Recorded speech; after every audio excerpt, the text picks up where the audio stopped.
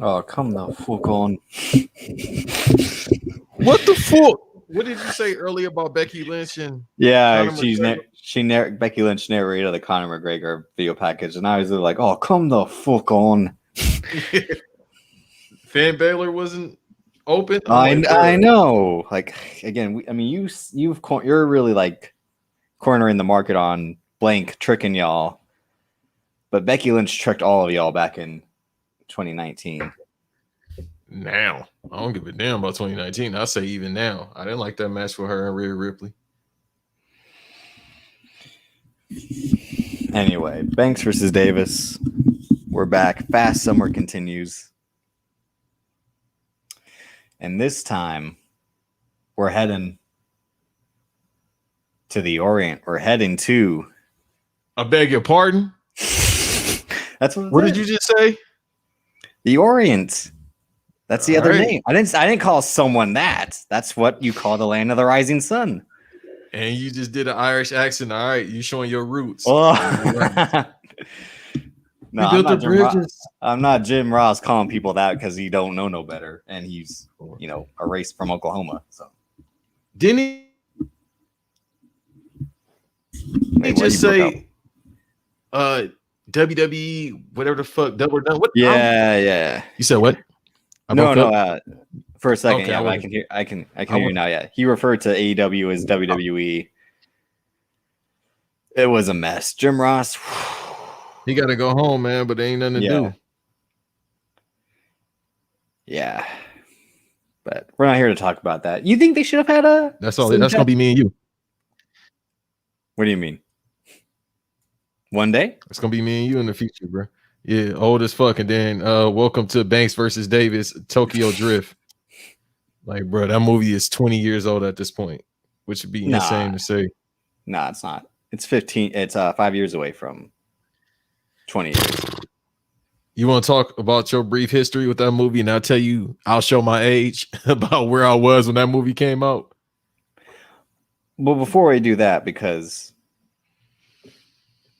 it relates to Fast 9, because Han returned, Sun Kang, shouts to Sun Kang. Justin Lin returned, shouts to Justin Lin, but not anymore. Fucking. So, for the next probably 5 to 10 minutes. What do you mean? What do you mean by that?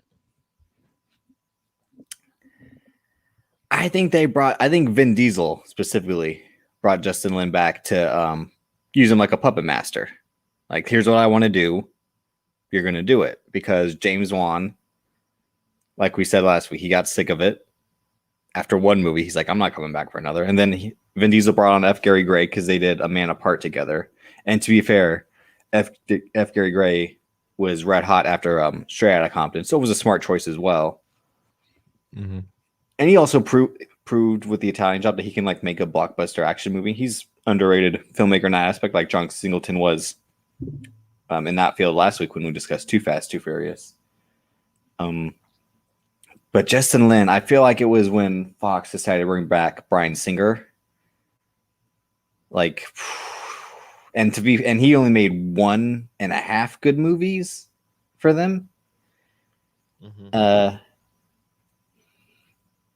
And Justin Lin, I mean, he made Fast 5, obviously the greatest pure movie in terms of like, it's widely regarded as everyone's favorite and the best Fast and Furious. When we get to it, we'll discuss why, but I think there's just much more potential with The Fast and The Furious being the best because the memes and the jokes that we always reference with "you embarrass me" or "he's a cop," there's just much more there aside from it being also a phenomenal movie, as we discussed with the cinematography, the performance, all that. But he debuts here in Tokyo Drift after making 2 small films. He made Better Luck Tomorrow, which is a story like he wanted to tell about Asian Americans in Southern California. Then he made Annapolis, which was like, I believe, a test run to see if he can make a Hollywood blockbuster. Because I think that's also produced by Neil H. Moritz, if I'm not mistaken. So he gets Tokyo Drift again. And he has no one. At least John Singleton had Paul Walker. He has no one in this movie. It's a original Fast and Furious story. It's like There's Vin Diesel at the end, which we'll get to. That son of a bitch. But all right, slow down, Vince. That son of a bitch. You. I apologize, you son of a bitch. But yeah, Justin Lin. I mean, he makes Tokyo Drift, which I remember Neil H. Mort said on Bill Simmons' podcast that it was almost going to go straight to DVD. Which I can kind of see why, and just in terms of like that was kind of like the move in really like the early 2000s was like movies kind of got big off of straight to DVD, especially like action ones. So maybe they thought like they're going to get ahead of the curve, put this out, and hoped they sell a shit ton of rentals or DVD copies at Blockbuster when it was on its last legs, which is crazy to say because that was right when Netflix I think had just started in like 2006. But it makes enough for Universal to be like, okay, we'll give you another shot. Vin Diesel showed up at the end. People were hyped for that. They put it out in the trailer, and it was the whole thing where like trailers spoiling the movie before it, before people saw it, type of deal. But again, you don't know like when is he gonna show up? You just saw in the trailer like, oh shit, they got Vin Diesel back. Obviously, it's not till the end because you're watching the whole movie like, all right, where is Dominic Toretto? And then he says what he says, which we'll get to. And it sets up Fast and Furious, which, again, it's not bad. It's in the bottom of the barrel of... Boy, you lying. No, I like it. I mean, I love all these movies. But and when we rank them at the end of this saga, at the end of this journey that we're on, again, Fast Summer, this is week 3. Still got 7 more weeks. It'll be in that like 8 to 10 spot for sure. I can guarantee that right now. Mm-hmm. But they gave him another shot because that actually made a good amount of money, if I'm not mistaken. And then Fast 5 is the juggernaut. They got Dwayne Johnson. They reunited all the people from the previous ones. Then Fast 6, that's like the really big blockbuster because they go fully like super spy, superhero action blockbuster, etc., with the stunts, the locations. And then he leaves.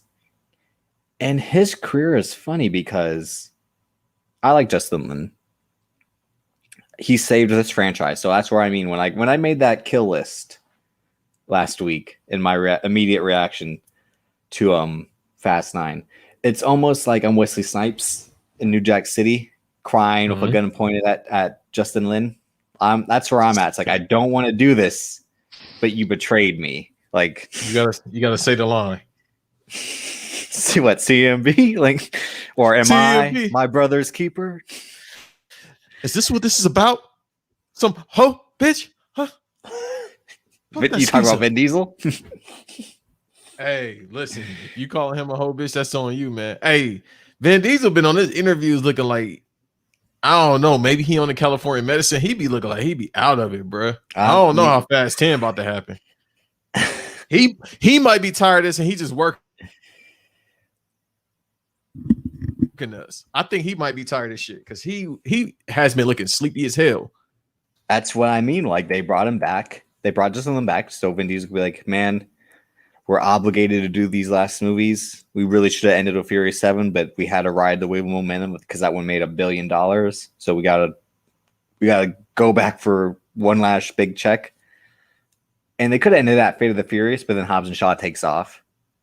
And then he's like, Dwayne Johnson's not going to take this franchise away from me, even though Vin Diesel's also like, don't you ever get tired of this shit? Vin Diesel's like me. He wants to be on that Finn Balor PTO plan. Like, God damn, I'm working my ass off for a year. Let me get 4 weeks off. Like, fuck.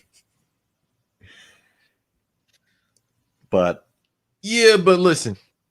So they start development and we kind of going fast forward to, you know what I mean? I was gonna wait till 8 to start talking about this, but I mean, we won't know any details about this Fast 10 that's coming out, but he actually said in the interview, I think it was on like E! Tonight, that this actually might be it.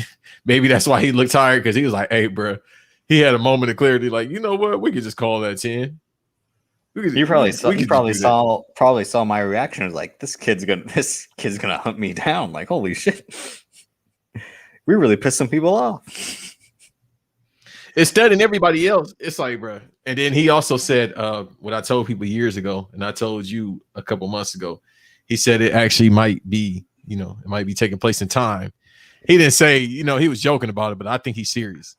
He's there, like, he probably has a checklist like Cody Rhodes did when he at the end. He's like, I'm gonna do this, I'm gonna wrestle that person, this and that. But he was like, you won't do shit. What kind of McGregor said, you won't do shit. They'll do nothing. They'll do fucking nothing. Shit. But Vin Diesel's probably do absolutely fucking nothing. Vin Diesel's like, we jumped out of planes, drove from building to building, check. Drove on ice, check. Check. What time? Space, check. My father. What did my father want me to do? How about time travel? So I can go visit his father, bro. Yeah, I was gonna say, like, so, like, that's the ultimate catharsis for Dominic Toretto, is for him and his dad to somehow pull off a job together.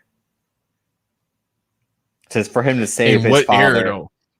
It'll be like for him to save his father and then to reunite with his brother. It's gonna be some bullshit, and that's what I mean. Where you can tell, like, he's sleepy. Funny you said that, and that's why, because it coincides with, like, I think he's tired of this, so they brought Justin Lin back to be like, you're just gonna shepherd these movies. That's what I mean. That's when I said last week, like, Fast 9, like, there's nothing spectacular in it. There's not a goddamn thing.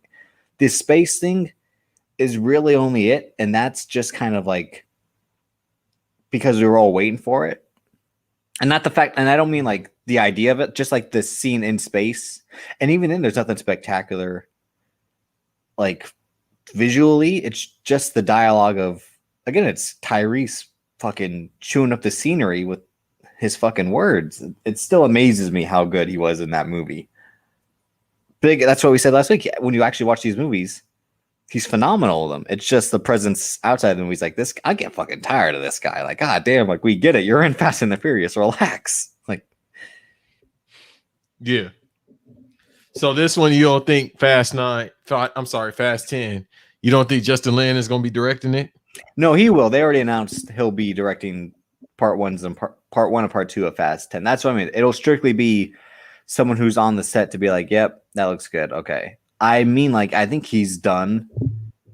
Like, how? Like, he said he got there. I just keep seeing the headlines where it was like he got the idea of magnets from his kid. I'm like, no shit, because it's a stupid fucking idea.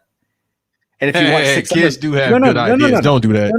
No. I'm just saying, like, and if you watch 6 Underground, it was literally in there. And that whole movie is like we're making Fast and the Furious. Get it? Family. We're not a family. We are a family. And then fucking magnets. It's like, oh god. Like, you literally did not see, like, the movie that came out 2 years ago, ripping your shit off about family, and it's like, look at this super giant magnet that Ryan Reynolds created. Like, come on. Ugh. I mean, how do you get from jumping cars out of a plane to magnets? I don't get it. And shouts to Cal, he's like, you didn't like it? What about the magnets? I'm like, who gives a fuck about the magnets? Man, yeah, that was the weakest part of it. I mean, we're going on another tirade about Fast 9, but fuck it. I think we already said. Well, because it segues into this, because this is the introduction to Han. All time, one of my all-time favorite movie characters, top 10 for sure. Really? Just, yeah, based off his mood, the vibes. Again, just eating pistachios. That's the thing. How they explain that.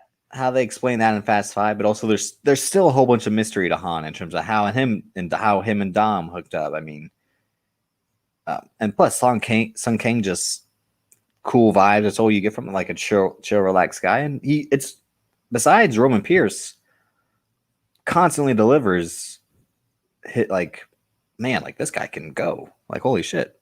Like, Sun Kang really should be like a bigger star. And I know he was on Power for a little bit. But yeah, but he comes back in Fast 9, and how they explain that when we get to that scene in this film and how it correlates to Fast 9, it doesn't make any fucking sense. You already have a promo lined up for it, but Yeah, It's fucking smoke and mirrors, man. I still Mr. don't. Mr. Hitman. They have the mirrors, Mr. Hitman. The rest of this journey, I'm still gonna be like, I don't understand how Fast 9 turned out the way it did. In terms of like literally, that's the whole point of like watching this in order. Like you see what you're doing and how it's connecting. You get to Fast 9 and you're like, let's just unplug all of this shit because doesn't fucking matter. Like that one here, let me erase that and put this instead. Like, oh god. Like right now I'm watching. It's no Loki. continuity. That's what it is. Why are you watching Loki? Oh, because it's great. It's fucking amazing. You out your goddamn mind. You are. There's no reason for that show to even exist. And you watching. You know, I'm glad to do because I wanted to do this. Because here's what you fucking DC people, you guys are something else. I'm not even. It's not even. Yeah, pro yeah, no, DC, no, bro. yeah, no, yeah, no. Because you and your fucking Snyder Cut bullshit. And shouts to X. I see you every day praising this movie, but it's trash. Go ahead. You know it. I know it. BVS is trash. Banks, you know it. I know it. No, and you want to sit here and tell me, and you want to sit here and tell me that Loki isn't good. Get the fuck out of here with that. There's no reason for it. That's how I felt about like, all right, so wait, Falcon and the Winter Soldier. I was like, there's a reason for this. It's all right. I said it's all right. I didn't say it was bad. WandaVision, I liked it just because it's supporting characters for the most part. With Loki, is really no, and this is me as a comic guy overall. With Loki, it's like the thing is, I've never been into like the Norse mythology to begin with. So with Loki, the only entity of Loki I actually liked was in Kratos, but you got to play video games to understand that reference. But this Marvel version of it, I'm not feeling. Will Roman Reigns say, I'm just not feeling it. I don't need a TV show with him and Owen Wilson.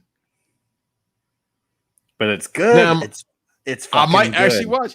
Now, there's no reason for it. I don't know why you're watching it. I don't know why anybody's watching, but I might actually tap in. And when am I going to tap in? The off season is coming with the NBA. I'll have time to watch it. Yeah, fuck Chris Paul. Okay, here you go with some more bullshit. Go ahead. He finally made it. Y'all can't say shit about nothing. He made it just to lose in the finals, and I will be laughing. How do you know? Because he's Chris Paul. It's what he does. What does he does besides win? He got to the finals finally. Win. You just said finally. You just said finally, and you're like, all he does is win, and you're like, but he finally just got to the finals. See, AEW, if you're AEW contradicting ass. No, don't do that shit. I tried to watch AEW last week. I got we here for violence right now. See, this is what I mean when it's Banks versus Davis, because this man out here lying about Loki not being good. Meanwhile, you, Antonio, and all you other DC, like, go watch your fucking animated bullshit and your CW bullshit. Get the fuck out of here. All right, so with the CW shit, I never watched Arrow. And then Flash, I only watched it for one reason, but that's besides the point. I know, because you sick freak. Hey man, listen. Yes. on the gurney, yes. Trust me. You ain't the only person that said it, you won't be the last. But I might try to watch Loki. Hell, if I get bored enough, I'll watch. Not even bored. If I feel like, all right, let me just tap in. I'll admit it. If it's good, I'll admit it.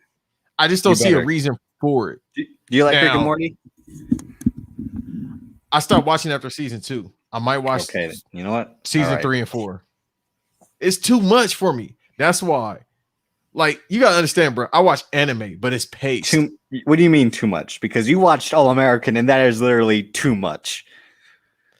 Nah, but that could be real, circumstances depending on what type of reality you live in. But not really. Anyway, but with Rick and Morty, it's you know what it was? Okay, let me tell you exactly what it was. It's like it's too much of the incels that like it. Okay. Like the motherfuckers that go to the mall that you know they don't wash their ass and they walk around with pajama pants.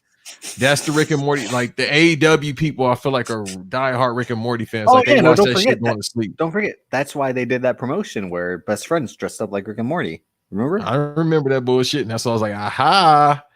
Aha, a lot of motherfuckers. Aha, a lot of motherfuckers about to bathe in Mountain Dew tonight after they watch this shit. And Cheeto puffs or whatever the fuck they eat. What you think dweebs eat? I told you I'm using white words now. So what do you think these dweebs eat? Definitely Mountain Dew and Cheeto puff, cheesy puff Cheetos, Hot Pockets. Quick story. My cousin in the summer of 2003, this dude was eating Hot Pockets every day. And I was like, one day you're going to die from choking off a Hot Pocket. In like 8 years, I haven't had a Hot Pocket. Nobody should ever eat one. And I'm not on no Dr. Sebi diet shit. It's other foods you can eat. All I'm saying is, unless you're on your last dollar, you go to Dollar Tree. I was just say the thing about the Hot Pocket is it's literally like the best thing to eat if you have no money. Bro, I'd rather starve to death, literally. But you know what? We just approached the 20-minute mark, so we just kind of do some preamble. So right now, again, it's Tokyo Drift this week. It's on Peacock, that piece of shit fucking service. Yeah, that's crazy that y'all got that. How y'all watch wrestling? Y'all watch wrestling on the Peacock? That's the thing. I always like, I'm gonna watch some wrestling on here, but then I get to it, I'm like, man, fuck this shit. I just use it for the pay-per-views at least. But I never have a problem with that. Yeah, I know, asshole. Yeah. I was watching Great American Bash '92 yesterday. Fucking prick. Yeah.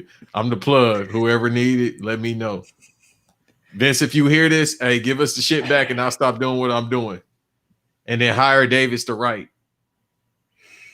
But so it's on Peacock. I think it's on the free version as well, because again, there are 3 tiers: free, $5, $9, $10. I have the $5.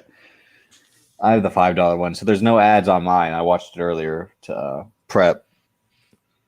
So get it all set up for the next 5 minutes. Banks and I are going to do again some preamble before we get started.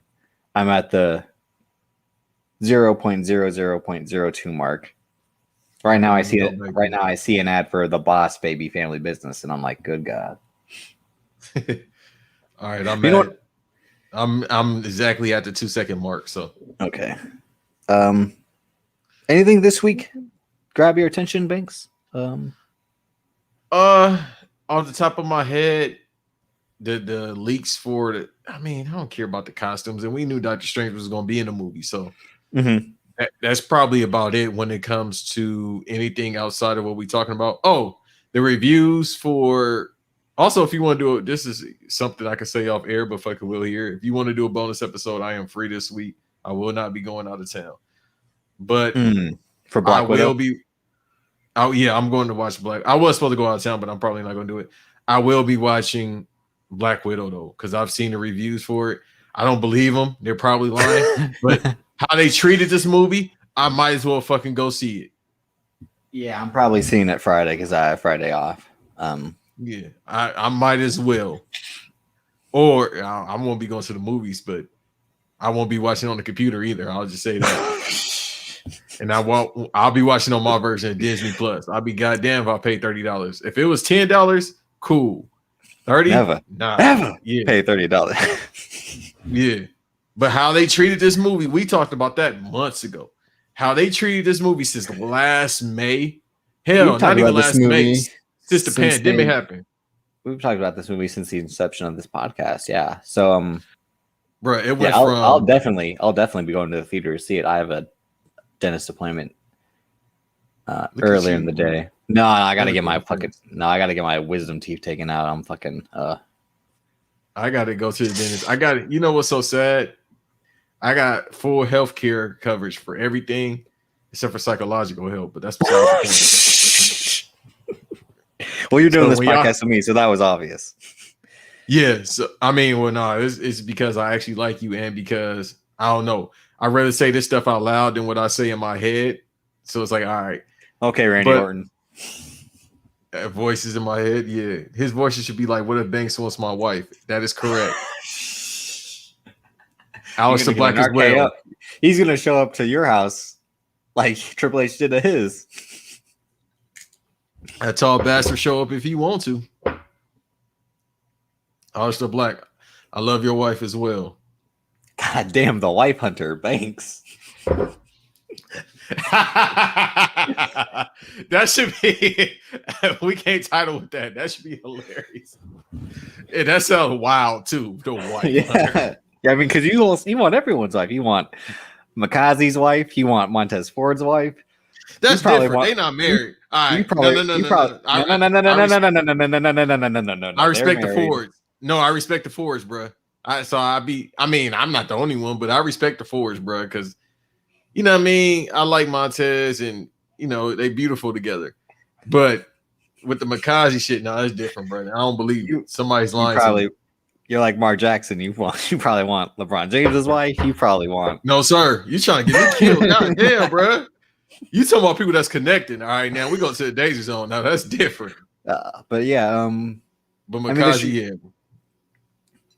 What else? Again, because it was breaking news late Thursday, but the Sha'Carri Richardson thing, that's some bullshit. Again, no one gives a fuck about the Olympics anyway. But yeah. Thank you. I'm not watching that shit. I'll watch the USA men's basketball, see them beat everybody by like 50. They're gonna average like 30. Look, it's gonna be like 33 pointers each game. Even that's bullshit because they got Kevin Love's crybaby ass to be on the team on some white privilege bullshit. You get heat with people. Well, you always got to have one white player. That's been since like the 80s. But to get him again with his whole like crybaby, like my mental health really is what matters. But then you're gonna throw it past the opposite team on purpose. Like, get out. Kevin Love, you are a fuck. Just because LeBron James emasculated you in front of the fucking world 5 years ago, you're still a fucking prissy bitch. Come on, bro. You know how long his arms is? He gonna rebound the shit out you, bro. He's gonna put backs he used to do when he was with the Timberwolves. He'll fucking have a panic anxiety attack before he can do it. He'll be like, he did beat your ass. He gonna go into a rage. Nah, fuck Kevin Love. Start whooping on you. Yo, you get heat with the wildest people, bro. He's an asshole. We gotta make that list again of people you have. You're gonna tell me he's not an asshole to his teammates? With that shit he was doing with the Cavs, with the bro. If I played on the Cavs, I hate everybody too. Have you not seen what's happened in the past 2 years? Kevin Porter Jr. said, "I'm fucking out of here." He's supposed to be. He putting up like 35 on the Rockets. That's what I mean. Like Kevin, that's the thing. Everyone was right with like Kevin Love was just a good stats on bad team guy because this guy's not a vet at all. Crying every time he gets a fucking camera or an interview in front of him, like, bro. If I'm on the 2015-2016 roster team with Kyrie Irving, LeBron, and J.R. Smith, who you think will get the most touches, bro? No, I'm talking about right now. Like, first of all, you got two ball hands. Because they ain't got no solid. I like Colin Sexton, but they ain't got no solid point guard. They don't have a true point guard. But it's also not like Kevin Love's the Kevin. It's also not like the Kevin Love's the Kevin Love of 2012. Come on. What are you getting mad like? Give me the ball for? You're not putting 20 and 20s anymore. Why would you for the Cavs? I'm gonna get out of here. He had the chance to when he signed that deal. Again, don't blame them when you gonna turn down $100 million? I would be miserable. I would be miserable to have $100 million in Ohio. I ain't gonna hold you. Then don't. Do we know anybody from Ohio? Ron. Oh shit, Ron. Dre Senior. Shouts to him. I don't think he listens to this, but we know him. Yeah, okay. So Ron, I want to apologize, but let me tell you this: if I have $100 million in Ohio, I'm gonna be fucking bored. I'm gonna try to get to Detroit. I think I'll have more fun in Detroit. I mean, Puck's in Ohio, but who's in Ohio? Puck off the rope. Oh yeah. Shouts out to my guy. Yeah, he's out there. It's some people I'm cool with. I take that back. There's some people I'm cool with Ohio, but I'm still gonna slander Ohio, bro. Joakim Noah. Shouts out Joakim Noah. You're like, who the fuck wants to be here? Like, bro, I'm going to Detroit. I'm trying to go somewhere if I got $100 million. Like, even if it's for a weekend getaway. Like, I'm not trying. That's a lot of money to be out there when my rent is probably only $50. Also, I'm slander Ohio. I might end up eventually going to visit Ohio for some reason. Trying to think. Oh yeah, the trailer for Don't Breathe. Don't Breathe 2. That shit was dope. Looking forward to that. I didn't see it. No, that shit was amazing. I liked the first one. Phenomenal. When I heard they were making a sequel, I'm like, why? But then I watched the trailer. I'm like, oh, they know what they're doing. But now we'll get started. I didn't see the first one. Oh, you should. It's amazing. What is it about before we begin? This one girl who's like desperate to get away from her poor white trash life. No, it's legit. It's like it's all right. No, enough said. I'm gonna watch it.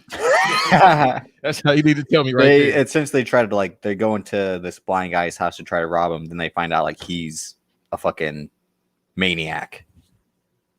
Oh, I think somebody was telling me that besides you, like this motherfucker can smell. He got like a high sense of smell stuff. He's basically Daredevil. That's all I'm about to say. That's all he really is. But like if Daredevil didn't want to beat your ass, instead like he wanted to murder you and then do something that is super crazy when you get towards that part of the movie. Like I was freaked the fuck out. Oh, so he does like torture and all that. You'll see. You should watch it. It's one of the craziest twists when it happens. I was like, what the fuck? Also, he lied to us like Stevie Wonder. He's not blind. No, he is blind, but his method of torture is just like, oh, I did not see that coming. Torture, motherfucker. You don't know about that. Shouts out to the Wu-Tang first album. You don't know about that, Davis. I listened to it a couple weeks ago. Yeah, you around all the old heads, so they definitely will teach you about that album. Okay, I'm gonna definitely check it out because that first part you sold me on that. That's all I needed. White trash trailer park.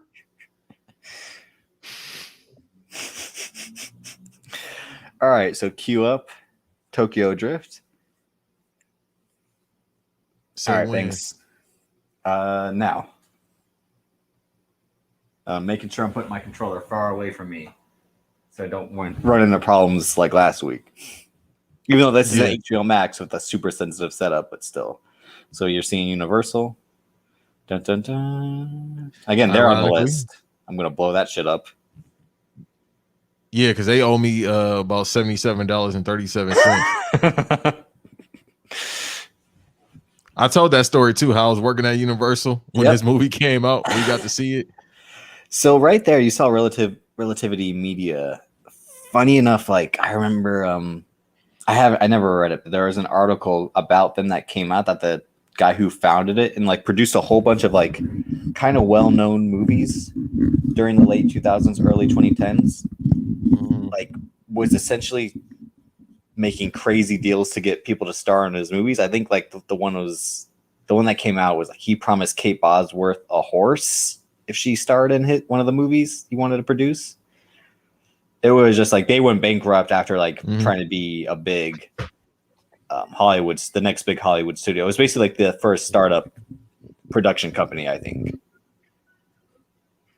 So when I saw that, I never realized that until I watched. I was like, oh shit, Ryan Kavanaugh is an executive producer of this movie, because that's all I know about him was that he was essentially not like Fighter Fest in terms of like scheming or scamming, but a little bit more legit in that same vein. Like you burned out quicker than you thought.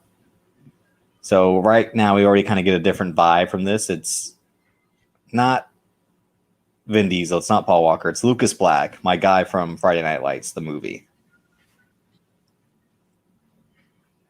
Oh shit! Casting by Sarah Haley Finn, who cast all the MCU movies. You see the jabroni that was from Home Improvement. I was about to say that's the oldest son from Home Improvement.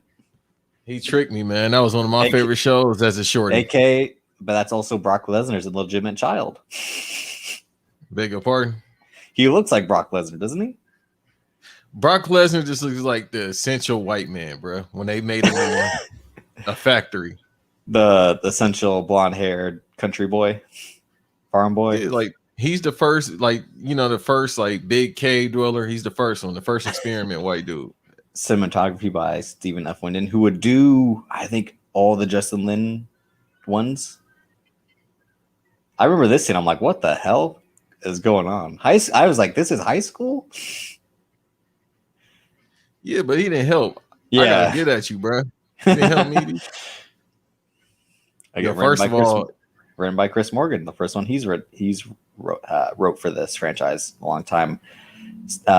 Narrative architect is what Universal called him a couple years ago during a press release for Hobbs and Shaw. Not a writer, a narrative architect, like they're Vince McMahon calling people sports entertainers. That's what they are. There's a girl from Dukes of Hazzard, Katie. It's entertainment. It's kind of like this. Bitch, if you don't get off my Dodge Charger, apologize for saying like this. I'm sorry. That's a Dodge Viper. Dodge Viper. Yeah, my fault. I fucked up. Still, apologize to the bitches if you, but you know, I separate them from the women. So apologies to the women that listen to this. All two of y'all. But this bitch gotta get off my Dodge Viper. So I kind of realized this today because they almost maybe could have gone in full OC, Gossip Girl, like high school version of Fast and the Furious, because that's what this first scene kind of gives off. But obviously they go to Tokyo and tell the fish out of water / Western story.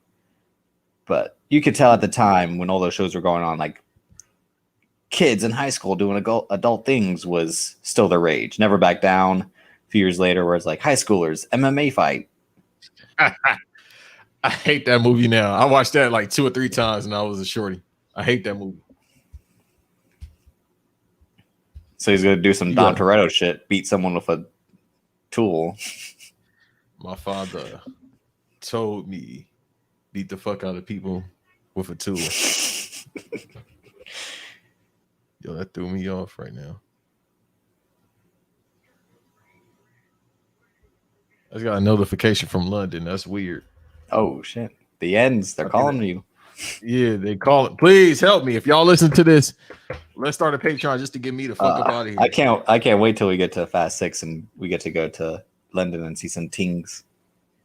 All right, bro. That won't make the podcast when I'm editing. Some tings.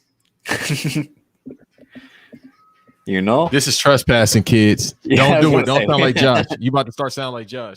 Whoa. What do you I'm from Broward, bro. Shouts to Josh. He had some heat with me for last week. He should have heat with himself. I think I said this last week or the week before that. The Dodge Viper, one of my favorite cars ever. Always wanted one. Bro, you gonna fly out that damn car. And that was before I saw this movie. Yo, I can imagine you driving like a luxury car. That should be hilarious. Oh, because you dress like you own a luxury car already. I have a nice 2013 Dodge Avenger. Like a year ago, I saw like a white Porsche, an old school one, at this like local auto body shop, and I was like, God damn, wish I had that. You already dressed like Burt Reynolds, so it'll match. Fuck you. Eastbound and down, hold it up and trucking. We gotta see where this thing goes. We got a long way to go. In a short time we get there. Come on, ride and run around and run. All right, man. I feel like that wasn't necessary, but go ahead. It's appropriate because they in Texas. God forbid. Yeah. I thought this kid accent, like, I'll wait to cut the promo about his accent. I thought he was lying the whole time. I thought he tricked us, and I heard him on CSI New Orleans or whatever. Oh, no, NCIS New Orleans. Yeah. Yeah, I was like, oh, that shit is real. Yeah, he's in Friday Night Lights as Mike Winchell, like the quarterback of the team. Yeah, his Texas accent. He's legit from, like, Alabama or wherever. Clearly. Well, his like username. The little baby from what? No, what? Can I pet that dog? He sound like that little baby. So right now, this actually isn't a bad race scene. I just think the one in Too Fast is superior in terms of like the opening race scenes of the franchise. Too Fast is superior. Bro. Okay, relax. We discussed not the villain, as we discussed last week. Not the villain. The villain stopped that movie from being a 7 out of 5. It's a 5 out of 5 movie, but you said all right. First of all, you said Dave Meltzer's system didn't matter earlier because I told you we're put on a classic today because we got some gems in this, but he's like, oh well, and he just drives straight through this makeshift house, like, no, like you don't give a fuck. Like, come on. All this for okay. I gotta stop saying the B word. No. Say it for a bitch. No, all this for a twat. Oh, are you really? You're really headed to the end soon. That's all I say. You fucking twat.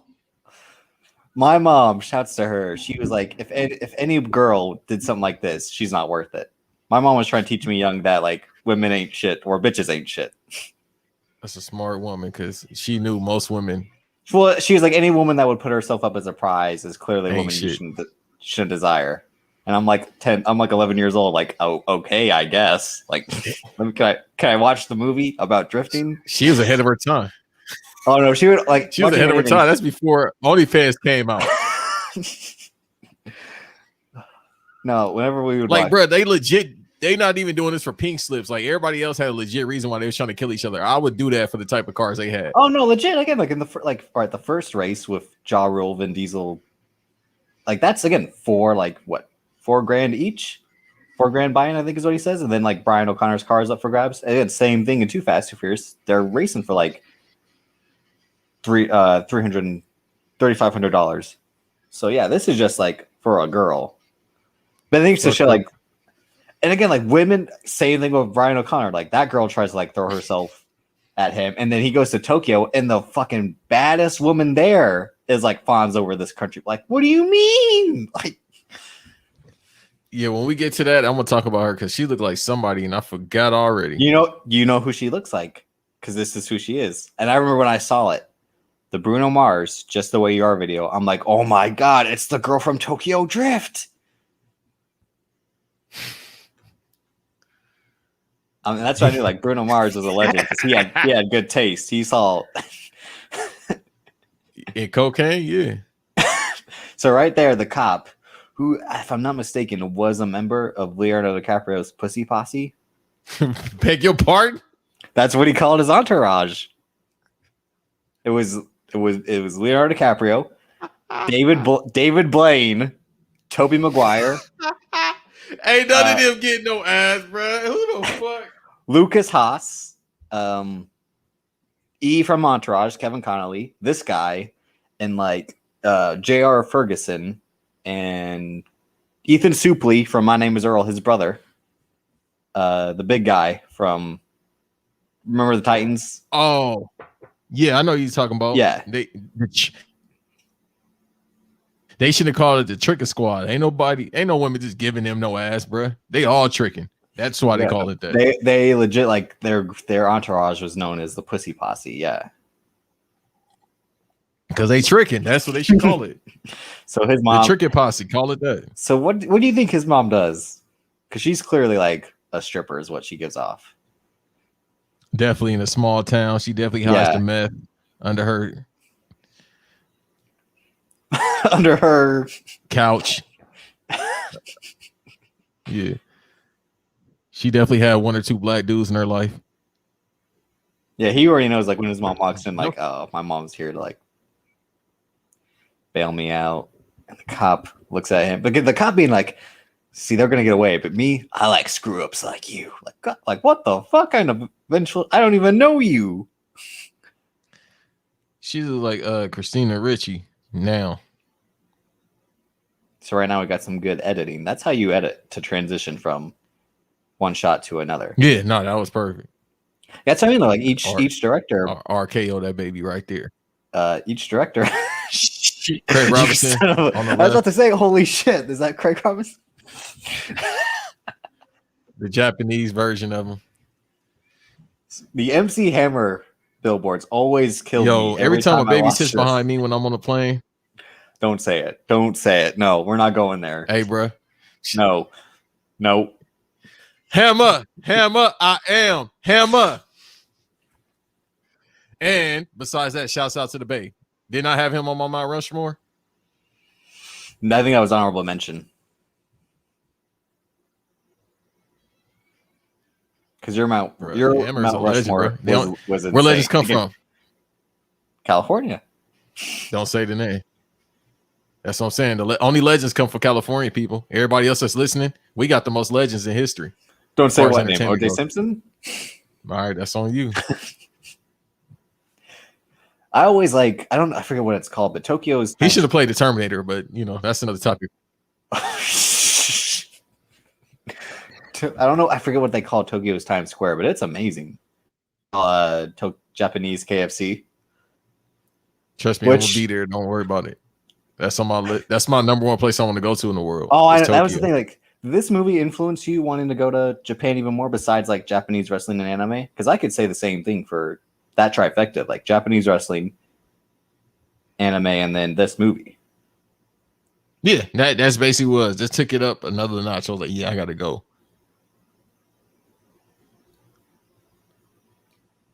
His dad's like, oh, shit. Man, I was up here smashing.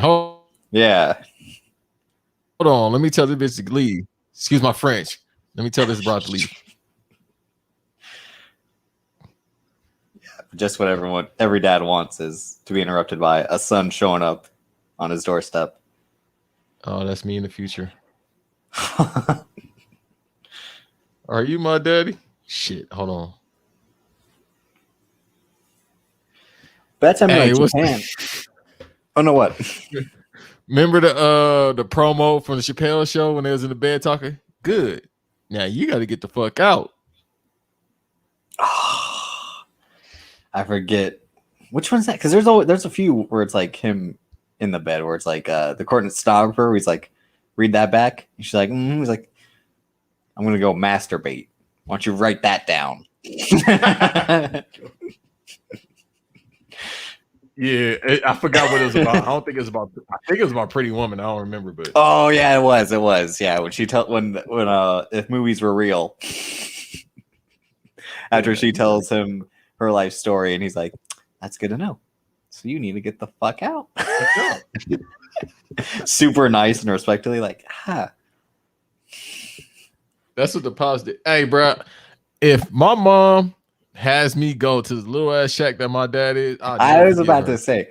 So, I think over the years, again, like when you kind of get interested in Japanese culture, again, like the whole minimalist lifestyle or living in tight spaces because, like, not having much. Like, what's the need for all this space? I think is really what the custom is over there, right? Because again, like they only build places kind of big enough for like you to physically fit in. As you can see, like you have to pretty much duck under if you're like over 6 feet. I mean, not every place is like that, but like where they are, a majority of places, again, like the like when they show him try to like when the guy crams all the people into the their version of the subway, which I think is technically the bullet train, right? Didn't it originate in Japan or China? I know Asia for sure, but but that's when you see you're that close to your neighbor. Nah, bro. That's not how we supposed to live, bro. If I accidentally turn a flick up loud, then what? Well, wait till we get to Fast Five in the slums of Brazil, the favelas. Oh, you didn't say it right. How Dom said Brazil. This is Brazil. This man try every different accent, bro. Try your black accent. Can you try that one time? Shit. My father. That motherfucker try to sound like Apollo from the Rocky movies if he tried his black accent. When he was like, when John Cena him had that first confrontation, he's like, I already showed you mercy. Like, you don't know shit about that. That's why I loved when John Cena ran that shit right back. He's like, Dad, it's a good thing Dad's not around to see what you become. You don't know shit about Dad. And he's like, you know, Dad was a piece of shit. And he's like, wait, what? Here comes Fast 10 when he's Thanos. Yeah, I mean, I had to wear a uniform in middle school. That shit sucked. It was better than that, but we just had to wear like same burgundy polo and like navy pants. And they're goddamn. Relax, sailor. That's what I mean. Like walks right in, and this woman is just like, oh shit, just like me and Toretto when Brian O'Connor was walking up to get that fucking tuna sandwich. Yeah, it's smitten. Blue eyes on me. Smitten. Yeah, I see this on the timeline. Like I seen this on the timeline a lot with the queens. You know, you gotta But you know have what? blue eyes. I'll leave What's that funny alone. is this woman's name, Natalie Griffin, shares the same name as Ramsey. First name Natalie Emmanuel. How come if they had been in the same Fast and Furious movie, that's like fusion Pressure. dance. Right. Fresh. Again, like why didn't they bring her back in Fast 9? They brought back him, Bow Wow, and the other guy. They decided to bring back her. I checked. She's not doing much now. No, she wouldn't fit in. Just, you know what I mean? Ramsey was the MVP like she is and everything. I'm about to watch Game of Thrones. I mean, you don't need to watch Game of Thrones. You just need to watch those scenes of Game of Thrones. What do you mean by that? Y'all would kill this sick food. Freak. I don't know what type of food this is, but I would kill it. And here he is, your man. Shad Moss the God. No, he was still Bow Wow at this time. Nah, still. Hey, one time, you know the song? You don't know the song I'm talking about? Sing it one time. Nah. What little Bow Wow song you know? Oh, I forget. Well, I mean, I know his version of Basketball from like Mike. You don't know Lil Bow Wow. You just don't know the way you move so fast across the floor. Finish it. No, I don't. Oh my God. From the CO representing so. I wasn't listening to music as a kid. So right now, okay. So he says he has these new Jordans. To this day, look up the price, how much those are. No, I'm saying, and he's trying to sell this man a flip phone.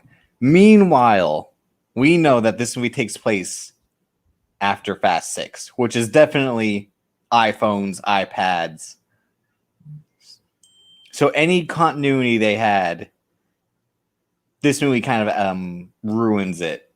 It's a great device to link this taking place after the events of those movies, but that scene hurts it with him trying to sell him the flip phone, because everything else pretty much lines up. Like this movie doesn't look age too badly. I mean, his Jordan fit here is pretty nice compared to the Jordan fit in Fast 9 with the Jordan engineered stuff. I'm not a fan of, but I like this Jordan pullover and beanie.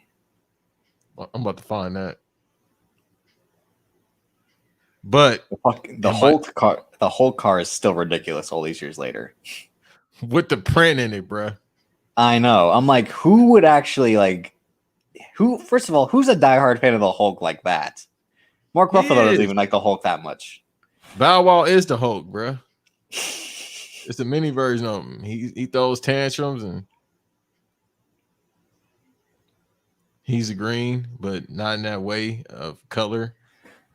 It's a Florida term called green. He's that. So at times. But I came up with this earlier, like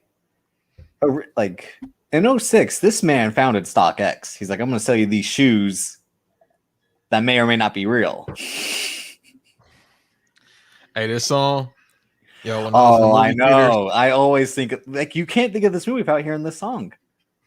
Bro, they was in the theater crumping to this shit. I'll never forget that. Oh no, not crunch. I'm telling you, bro. I remember vividly like it was yesterday. Like I said, because we got to see that Universal for free, like all the Universal movies. If it was crumping in theater. And I brought a guest. Is this not Far East Movement, if I'm not mistaken? No, this ain't the Far East. I don't think so. I think it is because I know let me see. Because I know Pharrell produced this song. I just know that.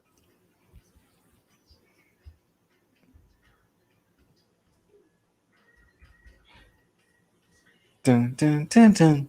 Someone should use this as their theme song in wrestling. Hideo Tommy. Kenta? Yeah, Kenta shit. Okay, so we can tell that the scene in Tokyo is very similar to the Miami scene, the Miami car scene, the Los Angeles car scene. People got their souped up Honda Civics, and there's fine women all around. No, it's the Teriyaki Boys. Oh, okay. Oh, it is? Yeah. I thought they had a song in here because I know like a G6 wasn't their first big song, but maybe they have another song in here by chance because I remember looking them up after that. It was like they had a song in Tokyo Drift or something. Nah, because remember Far East Movement had that song with Kanye, I Still Love Her. Oh, you don't know about that song? I sent it to you. That song was fire as fuck. Nah, nah, nah, nah. No, I don't think so. No. Yeah, I sent it to you. That song, yeah.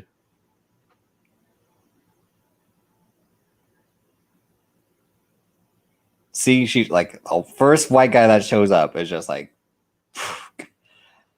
That's see when people get mad about the stunts in these movies, like that, like oh so and so they drove a car on ice. That's not believable. Like this isn't believable.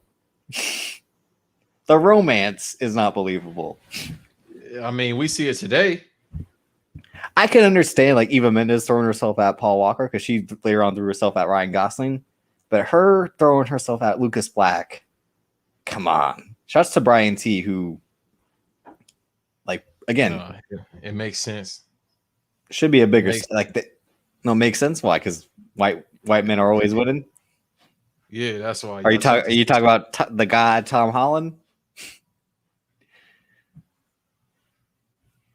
Hey man, listen, shit ain't fair in life. That's why I took that beat. Shit is not fair. Life's not fair, bro. In the streets. So all right. So like, right now, we see Han's like Dom here. He sees potential in this young white guy. This motherfucker look like a real super villain. DK? Yeah. I would say like he by far is kind of an underrated villain. He's definitely better than Carter Verone as a villain. Oh, absolutely. Because he looks and acts like pure evil. That's what I mean. Brian T kills it in this movie, and he fortunately doesn't get that much shine in Hollywood now. I mean, they try to make him Shredder in that second Ninja Turtles movie. I never saw it, but I know he's in it. He's in Jurassic World. He's like the first security guard to get eaten by the dinosaur. Which I was like, oh, that's bullshit. They got DK in here and they killed him right away. And there was people like said that he should be a lot of fan casting for him is Namor for the MCU, which I agree with people that Namor should be of Asian descent. They cast the rumors that they cast this one guy who essentially hasn't been confirmed yet, but he's confirmed. The Spanish guy, yeah. No, I think he was Middle Eastern, if I was not mistaken. Or something. But then people found out he had transphobic tweets or whatever. So let's wait and see on that. Because if Disney got Gina Carano out of there, they're probably going to get this guy out of there. Nah, I think he's confirmed for it just because they started shooting Black Panther already. This past week they just started. So if it's true, then he's on the movie. Even though this movie shouldn't happen, but we'll talk about that in the future. Yeah. Shouts to I forget what his henchman's name is. Kind of gives me that Josh will know this, the Kazuki Honda kind of like hairstyle. I was about to say Yakuza if you ever played that game, but you don't play video games. Yakuza is based in Japan. I know. Japan. No shit, because that's what he just said he is. Remember, he just said he's Yakuza. The mafia. Can he drive? Can he drive? Donkey Kong. He's not wrong. I got my audio low. Let me turn it up some enough where it won't give it to the mic. So let me know if you hear anything. I just heard it. Yeah, you got it loud right now. You still can hear it? Yeah. I can't now though. Or not as loud as I did before. Did you know about drifting before this movie? Yeah, I used to watch Initial D. Okay, that's what I was going to say. Animated. Oh, you never saw the live action one? Or you don't like D. What you're saying? No, I just got to paraphrase what I'm saying. Okay. Because that kind of sounded wild. Initial D. All right. Relax, all right?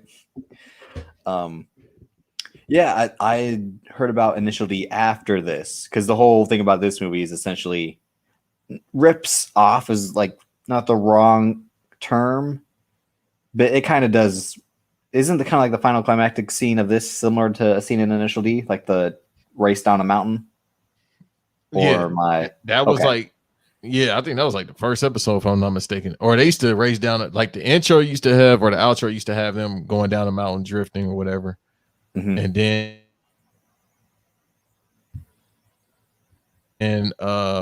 it was one scene, if I'm not mistaken, they took from that as well. Yo, these flip phones, this shit is giving me nostalgia vibes. The fact that he tried to jump in, like, I'm about to try to drift, bro. You ain't trying to get no practice in, big fella. Well, it's what happens when you think you're hot shit. You don't even drive Asian cars, bro. You drive pure American bullshit cars. Shouts to this guy, the Michael Buffer of racing. Right. Smoke the cigarette real quick, put it down, stop. Go. It out, cool. Everybody cool in this movie. I ain't gonna hold you. Oh no, I was like, this guy, he's got swag. Yeah, everyone legit in this movie. I think it's also like probably us being like fans of Japanese culture and the shit that it like gives us. Yeah, like this movie's amazing. Yeah, right here, just like right into like and smooth down on the brake. Yeah. When you about to go down the corner, you clutch down to your second gear. Then you That's clutch like back up. Odell Beckham dancing over like the end zone after like he just one-handed catch. Like, come on. Like, you think Sun Kang? I posted this earlier from the account at the BVD pod on Twitter. Sun Kang constantly in this movie, trying to give off the Brad Pitt Ocean's 11 vibe. People will think you're a good actor if you're always eating. Yeah, but that's like his trademark. That's Brad Pitt's like trademark for something. I know. Just eating a bunch of calories. That's it. Some good early CGI right here with how close he was to the wall. That's some good early 2000 CGI.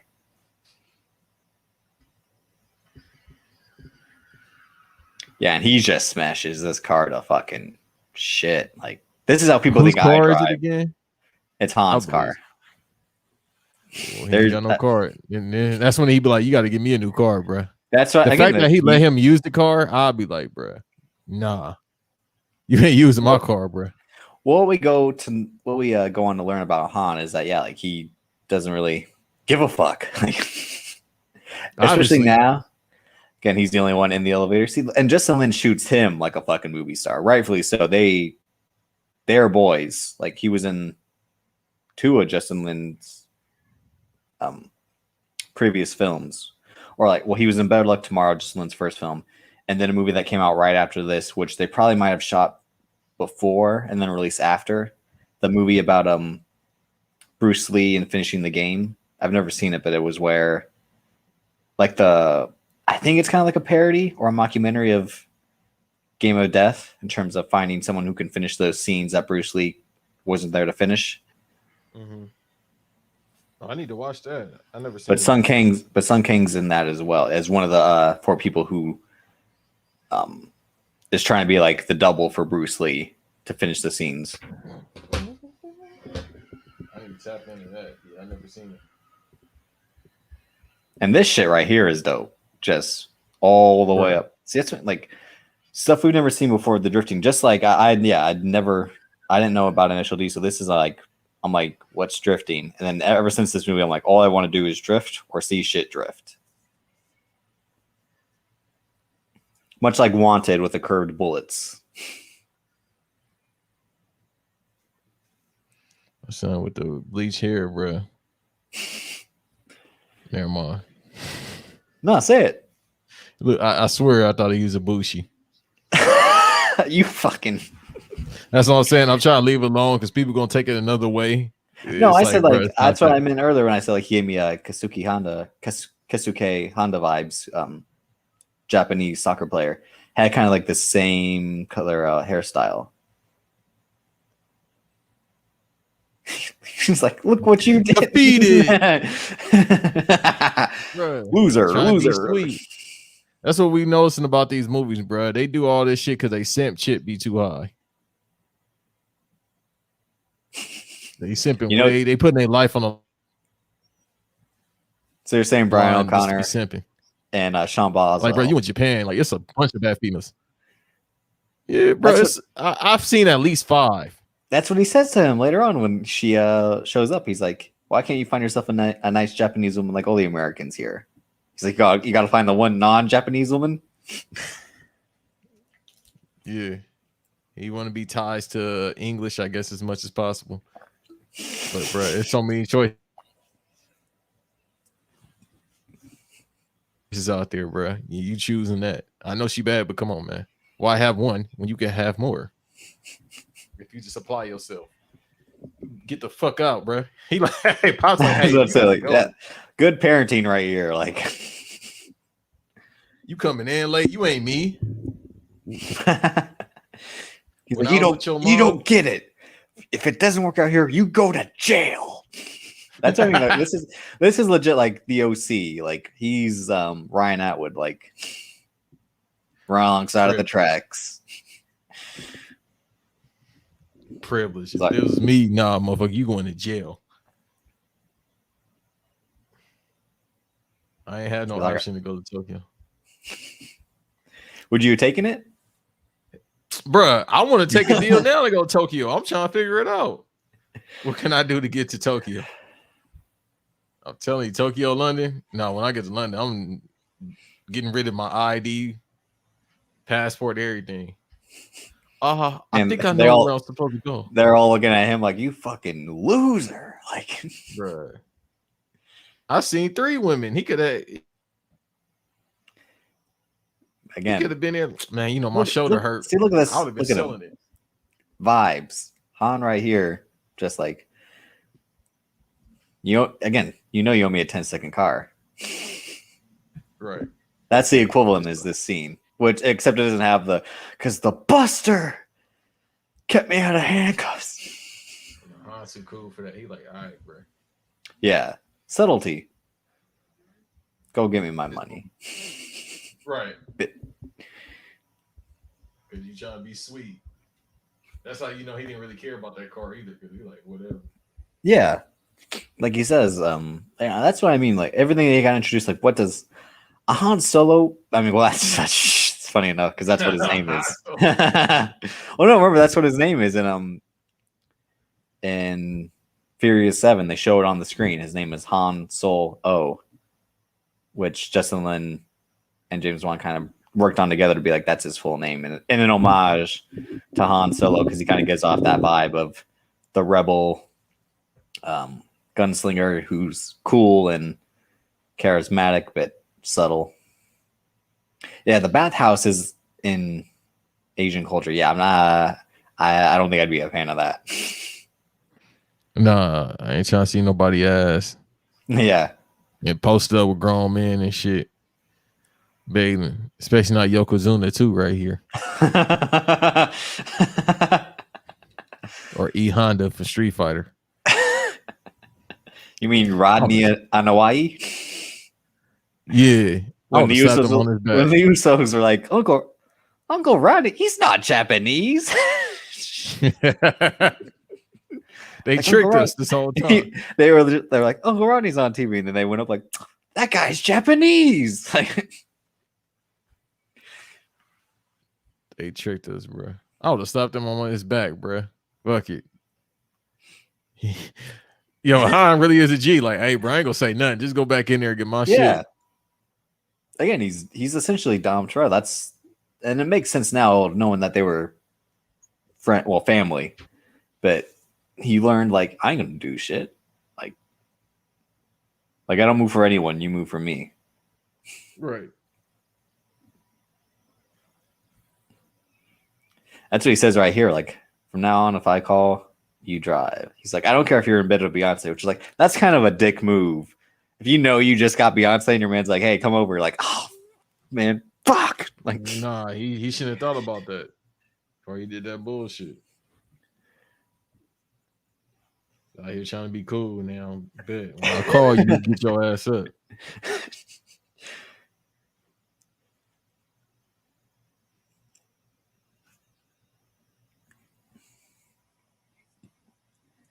I forget what kind of car that is, but it's kind of similar to the the new Toyota Supra that Han drove in Fast 9. Same color scheme, I mean, in terms of how they're similar. The orange and black. So already, again, he's lived the opening scene in Fast and Furious where they rob the oil tanker. He's lived through the Rio de Janeiro heist. Them versus Owen Shaw and his crew. Hooking up with Gal Gadot. And seeing how that turned out. So now he's finally in Tokyo. And we see him as kind of the street level thug, but he's already done all this. We just haven't known it yet. Which is what I'm pissed about in Fast 9 in terms of them ruining their continuity by bringing him back. It's like the whole time he's already done this, and he's, I think, kind of in this post. What am I trying to say exactly? He's kind of in this, I think, semi-retirement phase where he's just making moves and just trying to get his shit done. Like he's playing DK, is what we find out, because he's just a low-level thug.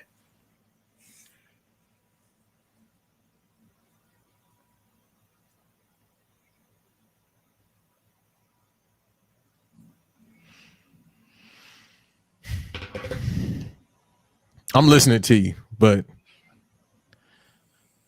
then again, the ADHD was about to start kicking my ass, and I'm trying to see this game Pachanga they playing. Is that what that is?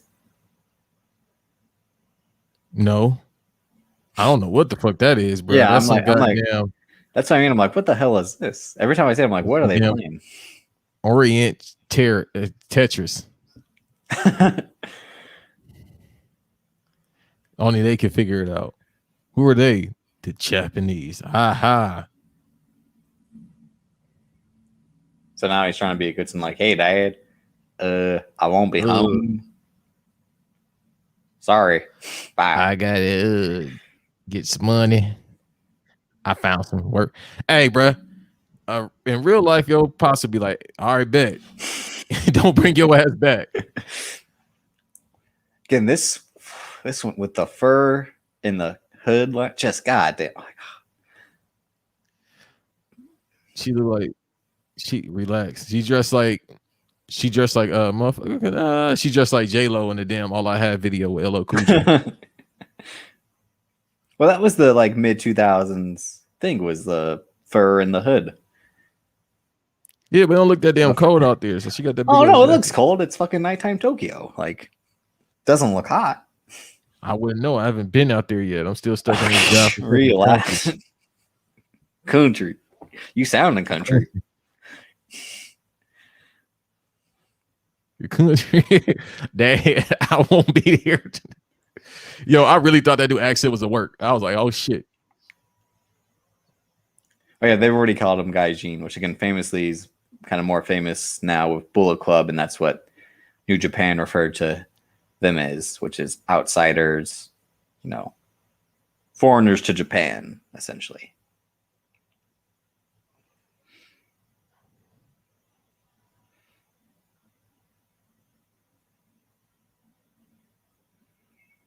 Yeah, the fucking this highway into like looks insane. Like this can't be real.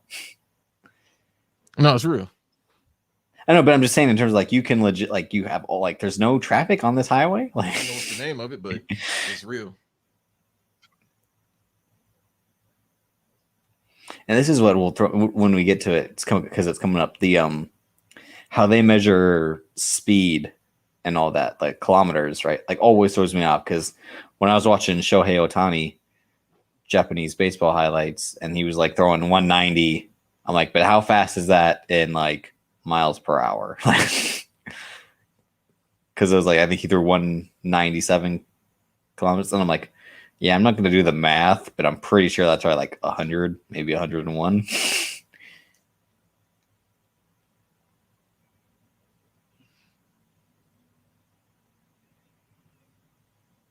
Let's say 105. So it's because how we know it's not going. So, you know, and this the fucking Nas is back, bro. I was going to say this is the only time Nas is really in the movie. This isn't a hit. It's not Japanese Nas. It's just Nas. Oh, of course. It's Nas is universal. 12 don't fuck with you. Hey, Yeah. he I goes wish too fast. okay, relax. Relax. I wish we could title that the episode. Okay. 197. Oh god damn. Oh shit. Trigger. Yeah, so you're just mad because what I said about about our boy Eve going against Corona like a New Japan match where Corona Brain Buster Rainmaker. Oh! He fires back up. Corona has him in the dragon suplex. He fires back up. Lariat. Kobe gets back up. Lariat. Forearm.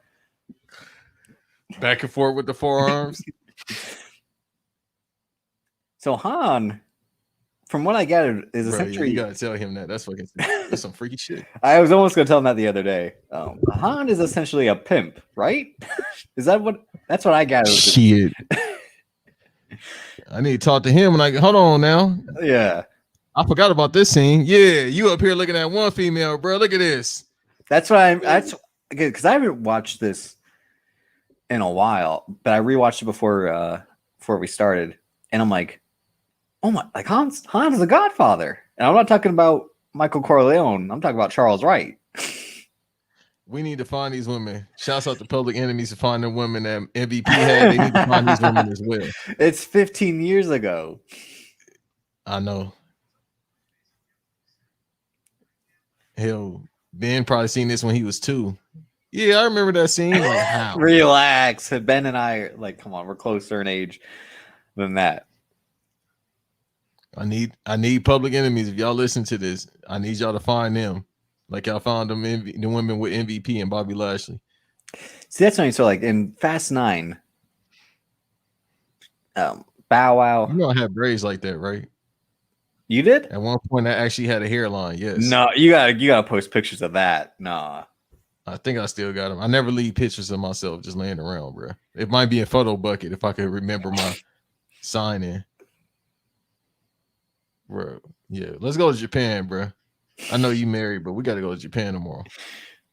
He's got the motorcycle. He's got the chopper with the NOS on it. That's one of the most unrealistic things in this whole franchise. Like, bro, NOS on a motorcycle. I think that might be an homage to Torque because Neil H. Moritz produced Torque, and they had G4. They shouldn't have got sued, bro. This movie should have got sued for having G4 on there. But, yo, Joel Santana made it, bro. They put this song in the movie.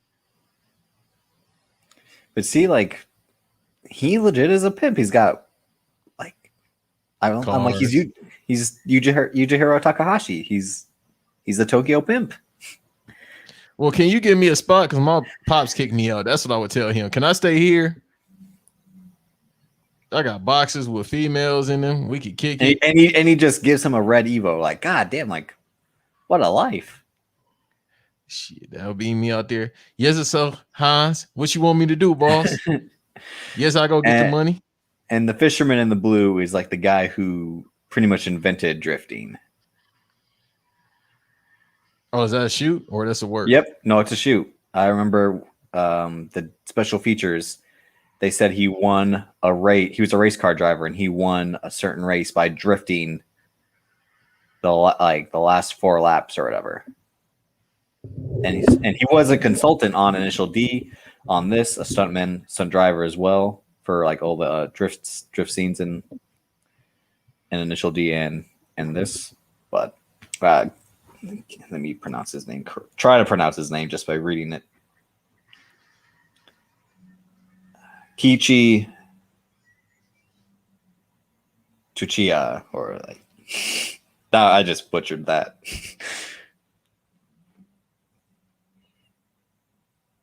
Or Kai, it could probably be like Kaichi. That's the thing. Like when you read Japanese names, and then like when you hear New Japan commentary, and it's like they pronounce it the other way. I was like, oh, that's not what I was thinking.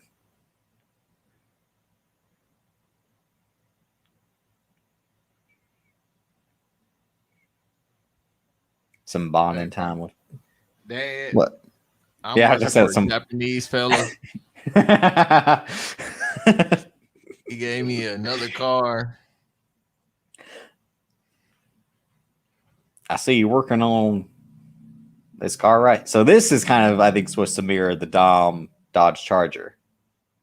Is the Mustang right here? Yeah. Vin Diesel produced this one as well.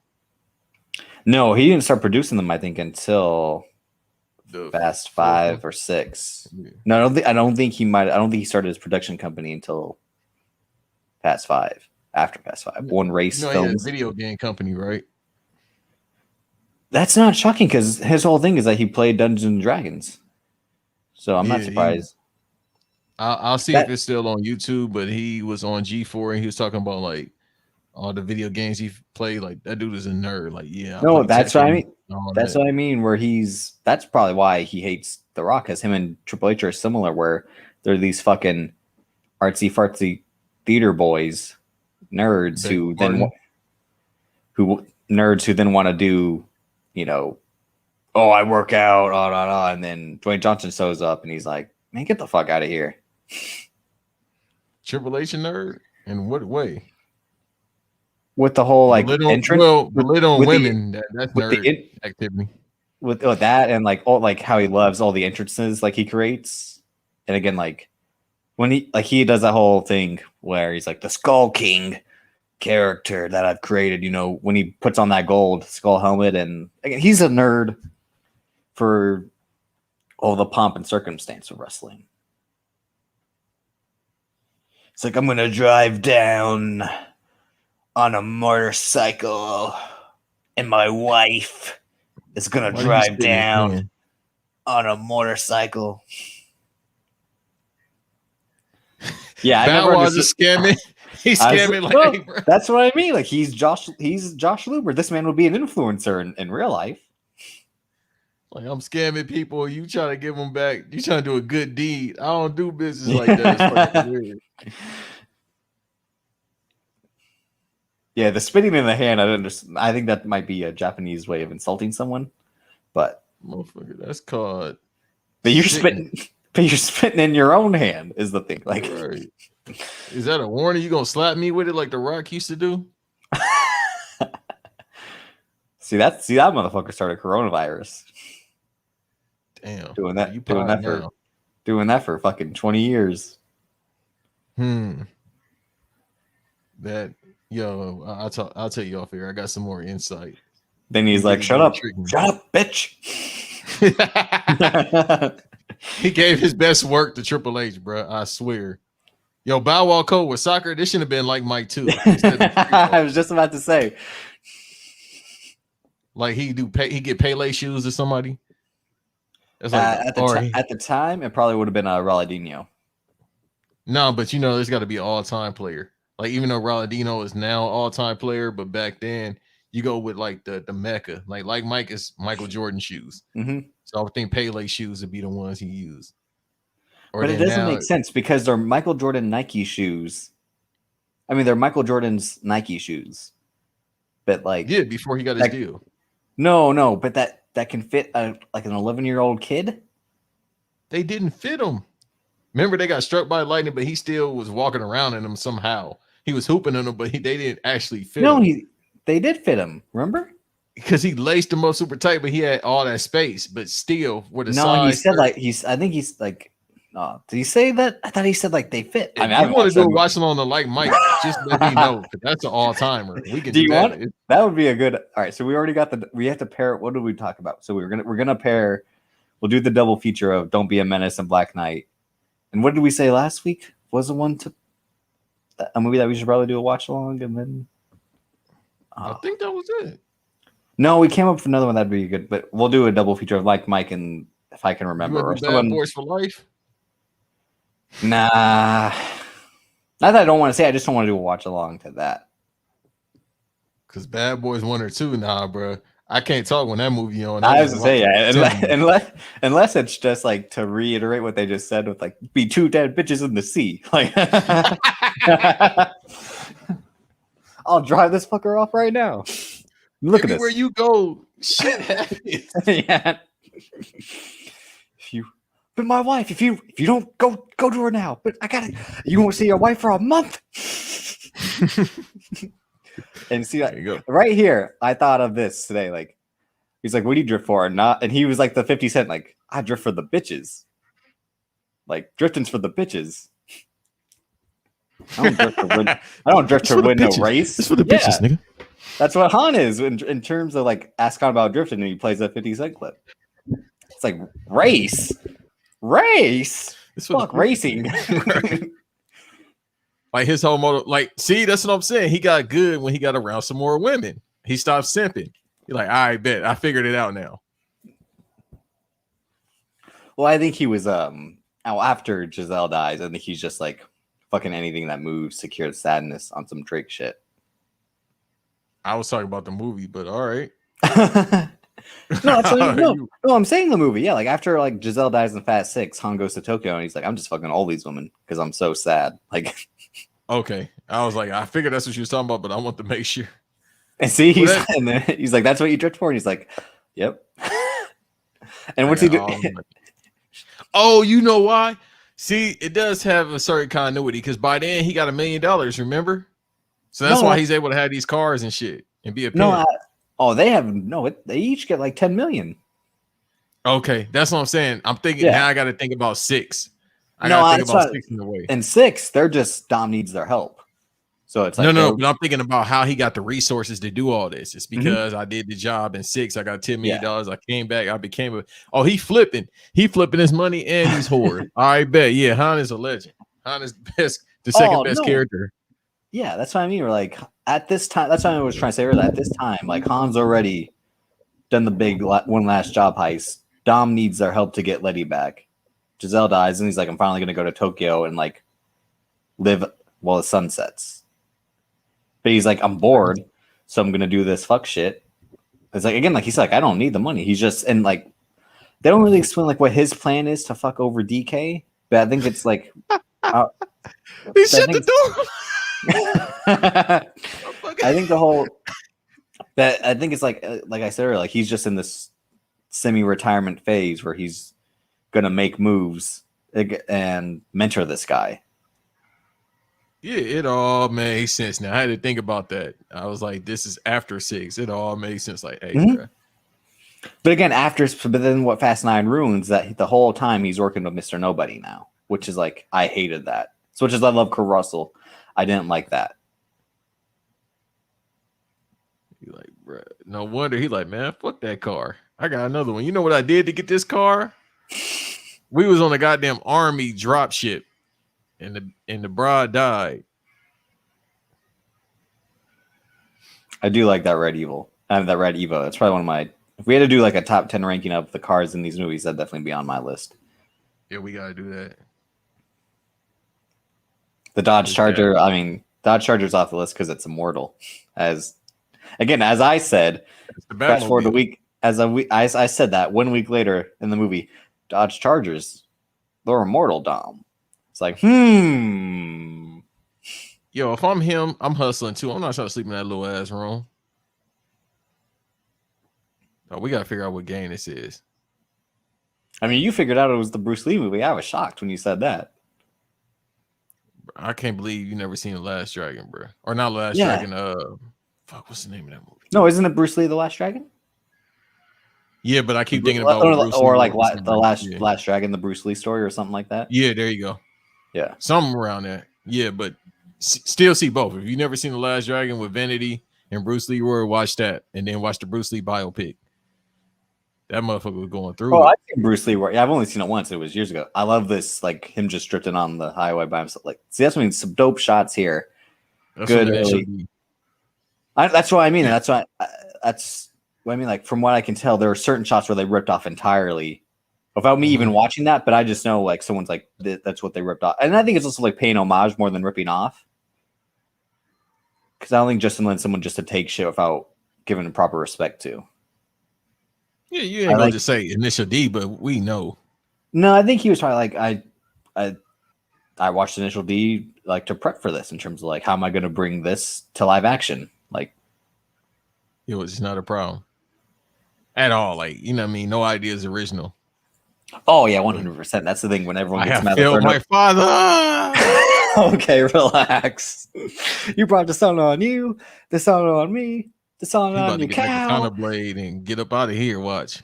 Okay, damn. I have failed my family. Again, Bow Wow with the Rockaware. But I did Rockaware was kind of done in 05 when they shot this.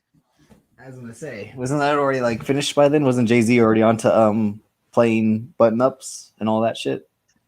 Yeah, he started doing that in 03, but Rockaware, people were still wearing it, but not really. Bro, all these options you got, and you go right back to her, bro. I would too. Look at her. Say word, son. You going right back. Say, I see you. Say word, son. Say word. You getting out? Say word, son. You going? Oh, something happened. Oh, what? You going right back in for the same shit. I love that. We gotta get that in the intro now. We say that too often. We just gotta get say word, son. And just because you don't see Daniel Rawlings, you just hear his voice, but you can see him being like, oh, like the way he moves. Yeah. Like when he does. I still want to know the reason behind that Mr. McMahon picture, though. Marcy's son, Marcy. We still need context about that. I said this. Vince McMahon definitely watches black movies. I know, but still, 100%. We need to know where he was at that point. This nigga Ashley Larry put on lotion today. I'm gonna tell you about taking out the trash. I was taking out the trash. Litter? What the fuck? It's right. It's right here. See? 7. I bought my mama a house and I spent the rest on PCP. Boy, you are the goddamn devil. You are the goddamn devil. Leonard Washington. Where am I from? None of your goddamn business. Damn business. With a cigarette just always like dangling, like, boy, you are the goddamn devil. Oh god, I hate this unison dolphin. The precision shit. Yeah, the precision driving. It's like the dolphin show. When you go to SeaWorld, they be having the dolphins doing shit against their will. Choreographed. It's like and it's secure when the blood show up and the guy starts dancing. Is this choreography? Is he doing choreography? Again, we're teasing a future episode with that, so get up. If you're not reading between the lines, you can figure it out. Come on. Yeah, we use a lot of references. But shouts out to the Dolphins once again. I always thought, is this choreography? Like, did he play in that? Yo, I'm not telling a story and Shorty drifting down. And I'll be nervous because. Well, don't forget, like, remember when Mia drives Brian? He's kind of like holding on for dear life because she's just whipping that shit, and he's like, God damn. Shit, that's he's like, I guess driving, bro. He's like, I guess the driving genes went to your brother instead of you. Hell yeah, bro. They not supposed to be driving.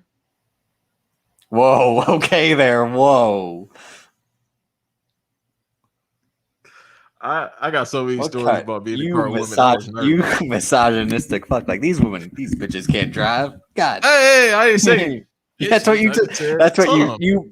wanted to. Nah, I'm just talking about the bitches I've been with. You can't drive. I almost died one night, bro. It was like the meme of the guy sweating, like it was the Jordan Peele, like sweating, like.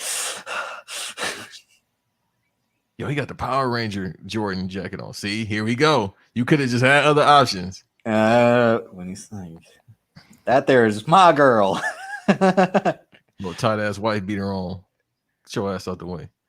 He's like, what? We're gonna have a barbecue, like, and bam. Who you know? Bitch, he on the ground trying to figure out what the fuck just happened. All right, who got their ass kicked worse? Sean here or Johnny Tran at Race Wars? Nah, Sean, bro. No, Johnny, because Johnny was getting socked out. It's worse because you knocked on me, and he's like, he's yelling, I didn't knock on nobody. I never knocked on no. And then meanwhile, Letty beat your boy's ass with one punch, like she's fucking one punch man, as you coined that day. But yeah, I would say in like the beatdowns that happen. Yo, why they don't have offense though? I mean, like nobody has defense or offense in these movies. Like Dom, Dom got everything. Dom Toretto is fucking Floyd Mayweather in Fast 9. He out here shoulder rolling 10 people at one time. Don't get me started again. Don't get me started. Fucking Captain America. This man whooped John Cena's ass. Like when John Cena had the trunks on, like when he couldn't get no moves against anybody. No, it was like Taker versus John Cena at WrestleMania. He could get no spot again, which makes me even. If y'all want to know why Cena is arguably the greatest of all time, yo, he jobbed old ass Undertaker at WrestleMania. No, he didn't job to the entry. He jobbed to Mark Calloway because that man was like, he got no knees. He was on some Terry Funk. I'm like, y'all couldn't give us at least 15, 20-minute match. I told you. No. He said, Mark Calloway told Bill Simmons, like, I was expecting to work a 40-minute match. And Vince McMahon said, you're not working that. And he's like, well, I'm pissed. And then Vince McMahon was like, look at you, dumb motherfucker. You can't even move. You got no knees. You're like, you remind me of Terry and not Balea Funk. I thought I was working 40 minutes. You ain't doing that.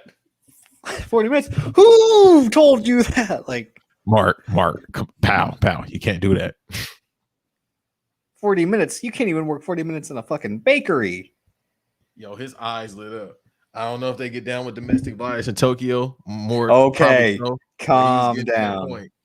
Nah, what he doing right now? Give the people an iteration what he's doing. This is similar to the scene last week with Carter Verone and Monica Fuentes, where he's reminding her, like, don't forget who's in charge here. Very like your family. Yeah. Getting very this like much like that scene after they tortured the guy with a rat. These two scene. Yeah. But remember, like he puts it like what you said, like don't ever put your hands on a woman with around her mouth like that. That's not a good sign. That was very similar. Like he put in the back of her neck and shit. Like, but that's to show you like this guy's evil, like really evil. And the thing is, she ain't trying to get no damn card over there because her parents is in the military. So I don't know if she was born there. No. She told him earlier her mom was born there, but she died when she was 10, and she was raised by DK's family. Essentially, he's kind of like fucking his adopted sister or adopted cousin in a way. Hey, thank you for Davis for remembering all this shit. Because with me, I haven't seen this movie in years, so I'll just think about certain things like the Yakuza dudes jumping out with fresh ass suits. And again, shouts to martial arts. Look at everybody. Legend. Everybody getting up like, oh shit. These are real OGs. Yeah.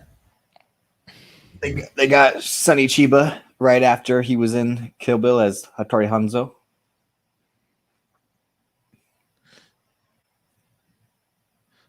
I walk in this bitch like Antonio. Yeah, he got the all white suit. Yeah, again, Antonio Inoki with the scarf and shit. Like I look like I'm bad. No, I'm bad. Michael Jackson. Yeah, I'm Michael Jackson. I'm bad. Yeah, video. Yeah. No. It was Annie, are you okay? Smooth Criminal. Yeah, it's Smooth Criminal, right? Yeah. And please take my chair. It's like his daddy coming in. Hey, take the shit. Well, no. It's again. You got besides him being the head of the Yakuza, it's you again. They respecting your elders and Asian culture custom. Well, that and then they'll cut your finger off if you disobey the family. So again, he's finding the uncle knows that Han's ripping him off with whatever deal they have going on. Again, much like Too Fast, Too Furious, the real like crime plot doesn't matter in terms of like what the bad guy does. Like, who gives a fuck about Carter Verone? Like, I still don't know. Again, is he moving drugs? I guess because was in Miami and that's like cocaine cowboys, all that. But again, they had to take the money out of the trailer park. I'm still always like, the ending doesn't matter. They just got to hunt this guy down and catch him in the act of doing nothing. I think maybe he's smuggling Cuban cigars, bro. Michael Jordan would be like, "Ooh, say less." Yeah, I got to see that video, by the way. Michael Jordan was just like smoking a cigar, talking, and he was like, You yeah. you posted that picture of Michael Jordan with that weird hat he has. And I mean weird in terms of like what material is that? Scottie Pippen nose material. Oh, right. Oh my God. You can make a whole suit from that motherfucker's nose. But right now he's like, you're essentially an idiot fuck up who's getting played. You're under surveillance. Oh, yo, Pops, yeah. Let me tell you about him. Yeah, he's like, your father, My father. Let me tell you about your father. Your father. Father's son. He was an honorable man. He said, I miss your father. I mean, you about to go see him. Keep on fucking with my money. Essentially, which is what I think it's supposed to go out the vibe that, yeah, the dad died probably because he fucked up or he killed it. Like he did some like Corleone shit. Like he killed his own brother. Hey, man, that's acting, kids. He lifted his head up with one tear. Like, damn, bro. That's right. Like Brian T should have got more work. But yeah, he was on. But Sonny Chiba was probably like studied Michael Corleone with the. You're not even a brother to me, Fredo. You're nothing. Look, Han, like, damn, bro, again. If I'm Han, I'm telling him, please leave this girl alone, bro. Please leave this girl alone, bro. I did you all these favors. I done got you some money. Can you please leave her alone? Because he keep coming up here beating on everybody, beating on your ass. What's up, D? And then DK, at least smart enough to always throw the first punch. And again, I get to prove how Carter Verone's still the worst villain. DK kicks ass at least, so he's a bad guy that'll kick ass. And like, he be pulling up with the action, bro. Exactly, I got the burner right here. Yeah, Carter Verone really just an all-time bad villain. Bad in terms of like DK. Yeah. DK may be my favorite villain, bro. In this whole franchise, I ain't gonna even hold you. Wait till we get to Owen Shaw. Owen Shaw just be running squabbles. That's why. Owen Shaw is like, I got your girl. I'm hoeing your girl out. She don't even remember you.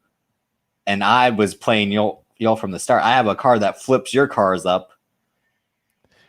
And then if I lose, my brother is gonna beat your ass. All right here is set up to a pretty amazing chase scene through Tokyo, which like this is where they really spent the time and budget on, is this scene right here. Yeah. And rightfully so. Because it's like we gotta really literally drive through downtown Tokyo. But TK, like, hey, bro, so they hop in there. They hop in there. I like him because he like, bro, he pull up with the smoke. Some shit happened to him. He like, all right, bro. Oh yeah, it's beyond a female at this point. Oh, don't forget Johnny Tran after he got his ass kicked. At least he was showing up with the automatic on the motorcycle, though. He was about that action too. Again, after they disrespected him in front of his father, and he got slapped. Disrespected my family. Toretto, SWAT came to my house. See, just pure drifting, just again, great sound design. When you and I really talk about like being movie nerds, how this movie sounds with the and the it's perfect. Yeah, that's what they do get down packed in these movies, though. The sound quality is flawless. So I know in post they be probably like, God damn, bro. Oh, I know. And that's where I was upset about, and with Fast 9, it's like there's nothing like this. This is where you can see, and again, pun intended, like where it's fast. Like nothing's fast in Fast 9. It's literally like the slowest car chases.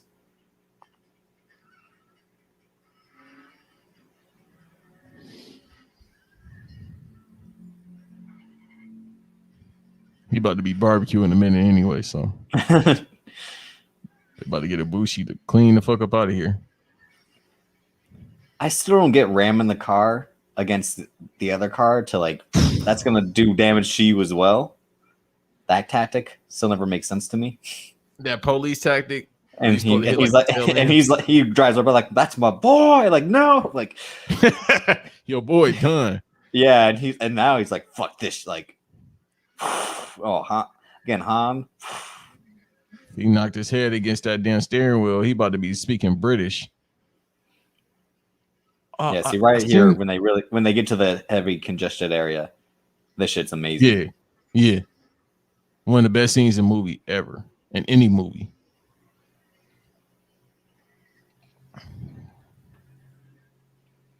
And some good editing too. Before it was kind of some quick cutting, but now we get a good amount of. We see the cars, we see them.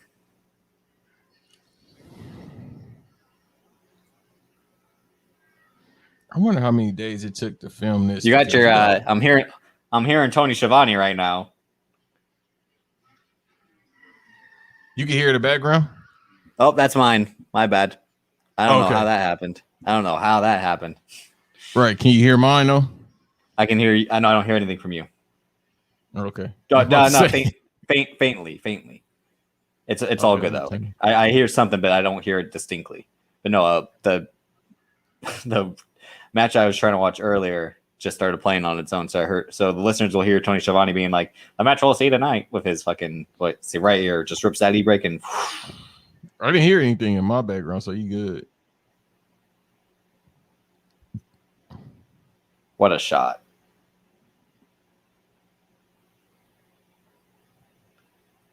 And that's all a wonder. That's all a wonder too. Wow. I mean, it probably has hidden cuts, but still. Yeah, because I'm like, this took definitely a couple days of night shoots. No, definitely. But I mean that the way they stitched it together for that to be a wonder, and the shots of like them in the car turning the wheel, even that's still exciting because like you can see like they're like to drift, you got to put all yourself into it. Yeah, and you got to have at least a unit B. I would probably have 3 units actually. Yeah, just because you got to get a medium, you got to get a long shot. Yeah, great scene with him putting the car in front of Hans. Again, DK's like, I'm going to drive and shoot at you, like it's Grand Theft Auto. And then boom, who is that? We don't find out until years later. Years later, and one of the best all-time end credit scenes. Like when that happened, I was like, no, they legit. They went there and they Dominic Toretto. You don't know me. You will soon. Deckard Shaw. Oh. So and here's where it falls apart in continuity. So that's Deckard Shaw. Meanwhile, somehow, Han escapes from this. Smoke and mirrors, as you alluded to earlier, is what he says in Fast 9, right? Wasn't it literally that? I swear. It just seemed like a hologram. It wasn't a hologram. It just looked like they had a big ass mirror when he was standing by Kurt Russell. Yeah. So it seems to be that Deckard Shaw crashes in him to get revenge for them taking out Owen Shaw and putting him essentially into a coma. So the car blows up. Deckard Shaw goes after them for Furious 7. Han's funeral happens in Furious 7. They essentially bury an empty casket is what we're led to believe. What Kurt Russell said, this was the easy part. Keeping you dead is the hardest part. Which still doesn't make neither of those make sense because, again, Han being, bro, that's why I like him. He pulling up to the house too, like fuck it. Bro. That's what. No, he's relentless. Yeah, that's what I mean. Like he's a legit villain. And he's like, man, his dad showed up like Furious Styles with the gun. Like, leave my son alone. I was gonna say that, bro. It's gonna be like Friday. Put the gun down. Oh, okay. I was gonna say either or. Put the gun down. Put the gun down. But you live to fight another day. Like, let him run a fade. If I'm his dad, hey, bro, you put the gun down. Y'all gotta run an even fade, bro. But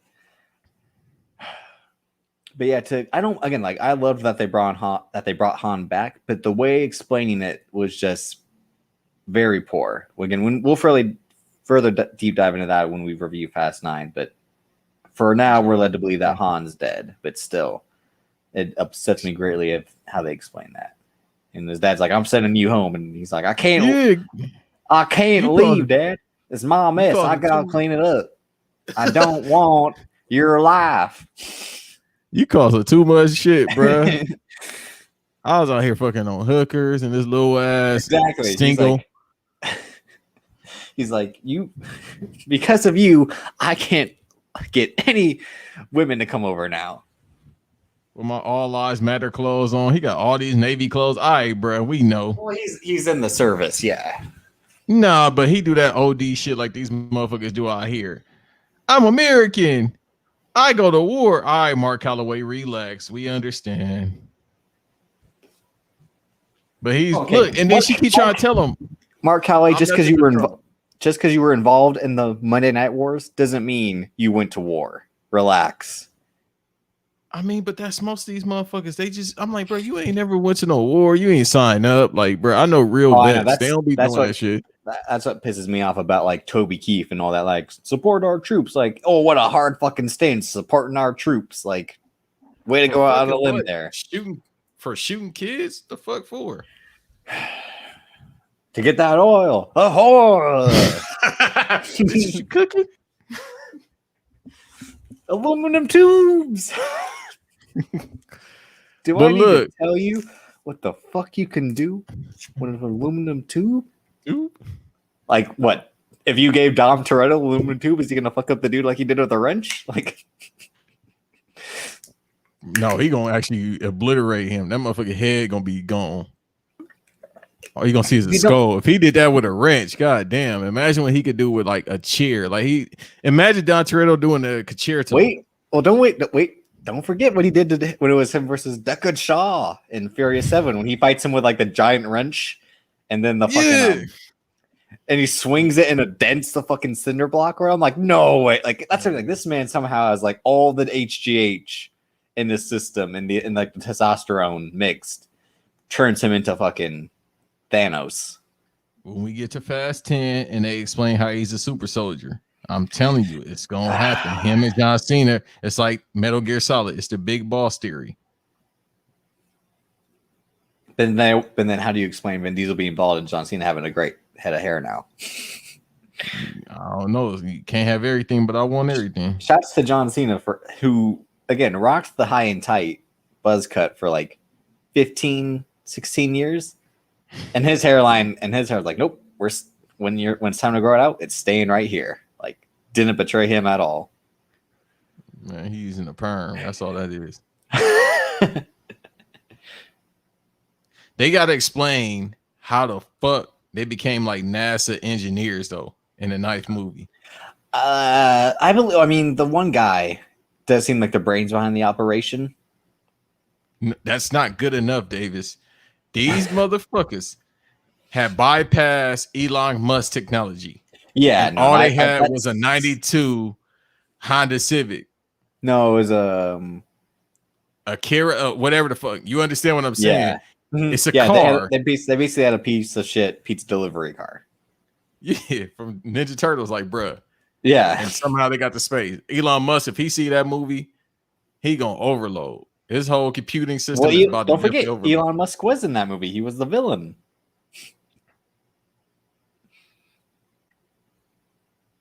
Nah, bro. He was the motherfucker with the, Yoda's a great Jedi. And she's like, no, Yoda's a puppet with a hand up its ass. Shouts to Charlize Theron. Charlize Theron for saying that line without laughing. I know he like, bro, your ass won't stop coming here. He's like, I'm like, do you want to die? Who's your friend? Like, bro, you trying to embarrass? You come to my bar, embarrass me in front of my family? Yeah, this would never happen to me. My black ass, they would have been cut me up. I got some money for Mr. Uncle. Oh. Now leave this girl alone, bro. Go create that rocket. In hindsight, probably when they start making a rocket, you like, you know what? I made a good choice. They got to bring his dad back for the 10th one too. Who's dad? What's the name in this movie? The main character, Lucas. No. They don't need him back. They got to, bro. His son should be nominated for a Nobel Peace Prize. Like Bow Wow should be nominated for a Nobel's Peace Prize, bro. They created a rocket. Now you're really like, They sent two legends. Bow Wow didn't do shit. They sent 3 of those men.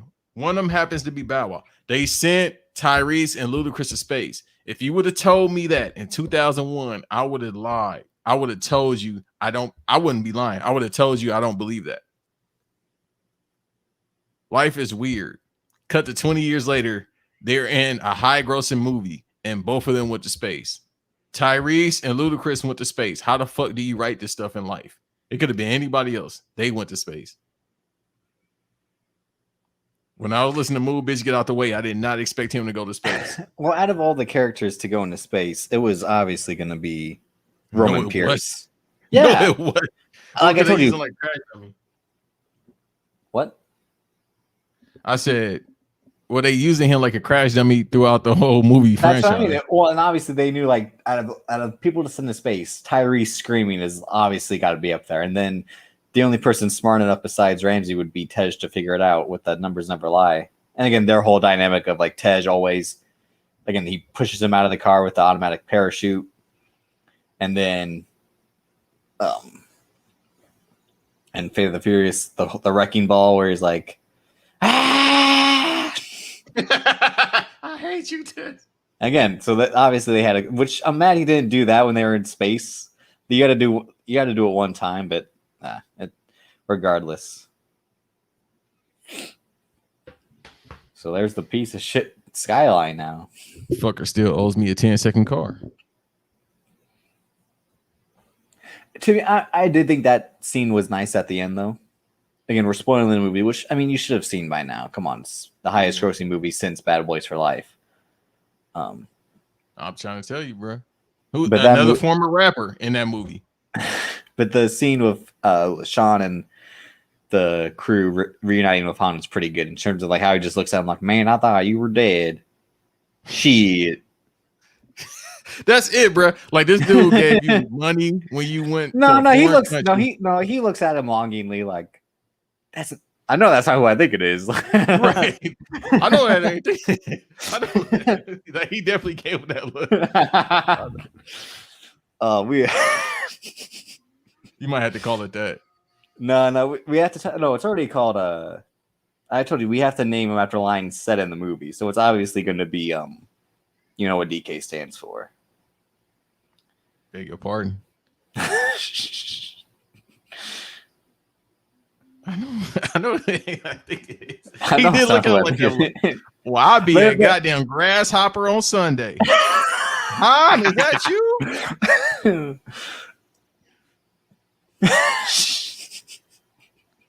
Bro, how is that unbelievable though? I'm really I gotta watch that movie again because I'm just like, oh god, I'm legit gonna throw shit at the screen next time I see that movie. Because I'm really doing like Charlie from like Always Sunny in Philadelphia with the board, like, bro, with the cork board. Y'all made a rocket, bro. Y'all made a rocket, and this dude that was perceived to be dead is alive. You should believe y'all made a rocket that go to space. Y'all know how fucking far space is. All right, making a rocket, all they do is strap a jet engine to a car and like do some welding on the car. Where do you get the fucking rocket? Where do you get the science from to do that? It's not too far fetched from their from then building a car right now from scratch, pretty much with the exception of the frame. You could do that. No, I'm saying, but like to see that these guys would like go on to engineer shit. All that matters is like how many years takes place between this and Furious 7. So obviously it's only 2 to 3, given that in Furious 7 she looks at him when what's her name, Elsa Pataki, I forget what her character's name is. Anyway, the woman from Fast Five, the Brazilian woman, Chris Hemsworth's wife, when she looks at Dom in the hospital when he goes to visit Hobbs, I knew something was up right when I saw that movie. I'm like, what's going on there? And then in Fate of the Furious, we find out she was pregnant and had their baby. Oh, shit, so that's Undertaker. So there's 9 months there. And in Fate of the Furious, that kid's probably like 6 months at least in that range. So we have 15 months. And then that kid's full grown 2-3-year-old. So 3 years from now, these guys have learned to build a rocket. It's not possible. Yeah. At the end of this movie, it takes them 3 years to build a rocket. So you see what I'm saying? With their technology that they have, they didn't even show how they had. All they had was like the technology. The technology they have right now is fucking flip phones. That's what I mean. So like, and then 3 years later, they have a rocket. So do these motherfuckers have the iPhone 15? No, they have flip phones. And again, they're in Tokyo. They're in Japan, like the mecca of advancement of technology. And they're like, yeah. But again, so but they're not even in Japanese Tokyo. Have a rocket They built the rocket in Germany. That's where they are. Remember? I know. That's what I'm saying. Where do they get the technology from? Japan? So you saying right now it's a bunch of little engineers in Tokyo, which sounds about right. If they can build a rocket in 3 years and we ain't got no PS5s on the shelves, I got a lot of questions in life. You can't get a PS5, but yet they got a rocket. All right. The AMD cards. Go ahead, because I keep on ranting about that goddamn movie. No, I'm just saying, like, no, we'll get to it. As much as I want to do it right now, we'll get to it. We'll give it its proper. That'll probably be like. And I'm trying to put them over. Yeah, I don't know why. I don't know why. You got a Texas man that built a goddamn rocket with Bow Wow. And now, as they drift down the canyon, by now he should have had some technology where it automatically drives. It drifts for you. The car should be able to drift for you.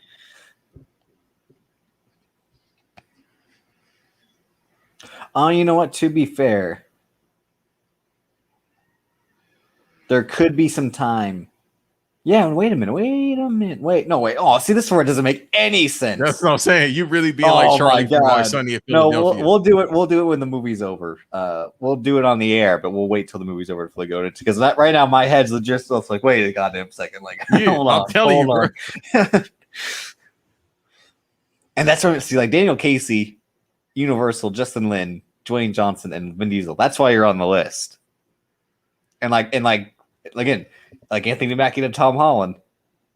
I'm on your ass, boy. That's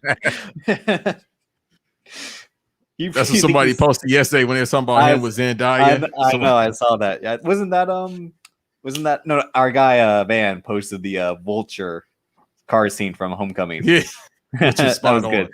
That was good. Yeah. But no, I'll definitely sing Jaded. Shouts to Van, shouts to X Black Variant family. Absolutely. Go listen, subscribe. Again, we shout out Josh earlier. Reggae Boys Radio. Shouts to him. Troy. Milkman Radio. Go listen to them as well. But again, this is a good. They live streaming. Did you notice that? Who? Oh yeah, that's what I mean. So maybe these are advanced flip phones. Were they predicting that we were gonna go back to flip phones? Like, so if I'm not mistaken, they had like HD cell phones like in 2002, 03 in Japan. Like not 1080p, but it was like 480p, something like that. And they was doing it just like them on the flip phones. Like they was watching shit just like that. Mm-hmm. So them live streaming, then they essentially watching Twitch in 2006. Pretty much, or Periscope or IG Live, yeah. Because overseas too, everybody except for Americans are like big on Droid phones, just because you can use third-party apps. Mm. This the only country where if you got a Droid phone, they just perceive you to be like poor. When the S21 is better than meanwhile, a great chasing is happening right now while we're discussing the logistics of technology and everything is technology, bro. That's why. But also, I mean, like, really, like, they shoot the hell out of this racing. I'm good. See, I can't do heights. Oh yeah. You mean driving down a cliff with no guardrails? Fuck that. Yeah. No, I've done that before. I drove down Mulholland Drive doing that shit. Oh, Mulholland Drive. Is it that bad? It's scary as fuck. It's LA, bro. driving down the street is scary in LA. You fucking could die getting hit by another car. If you like just walking, shit, I've been a pedestrian and almost got hit by a car. That ain't shit. It's just me and like heights, but it's weird because I can do roller coasters. But I'm scared. I know exactly what you mean because I'm the same way. Where like certain times at heights will get me, but certain roller coasters, I won't go on a Ferris wheel because like that's an ultimate fear. Like if it breaks down and I'm all the way at the top, then like fuck this shit. I'm Jeff Hardying off this bitch. Shane McMahon. No, you gotta climb. What movie was that when they climbed down? I forgot what movie. You said Shane McMahon. I'm doing Shane McMahon off the helicopter where he's like, this helicopter is going to crash. I got to jump at this bitch. Good thing I have 20 years of training to learn how to bump in the ocean.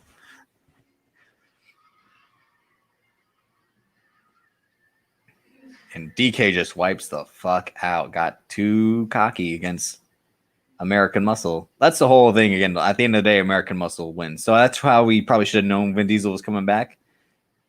Because he was like, American Muscle. My father always told me that American he lied. Muscle. Also, good use of that slow motion camera 3 times in this movie. When he crashes in the opening scene, during that first, during the chase scene through downtown Tokyo, and right there when DK's landing, like good slow motion as the driver is falling down. And don't forget, this is right when 300's gonna take off. Was Zack Snyder and his slow motion fight scenes, and this is after the Matrix had ended, so all their slow motion bullet time was still in the rage. She might be dead. The Yakuza Undertaker might kill y'all, and yet you go right back to her. We are even.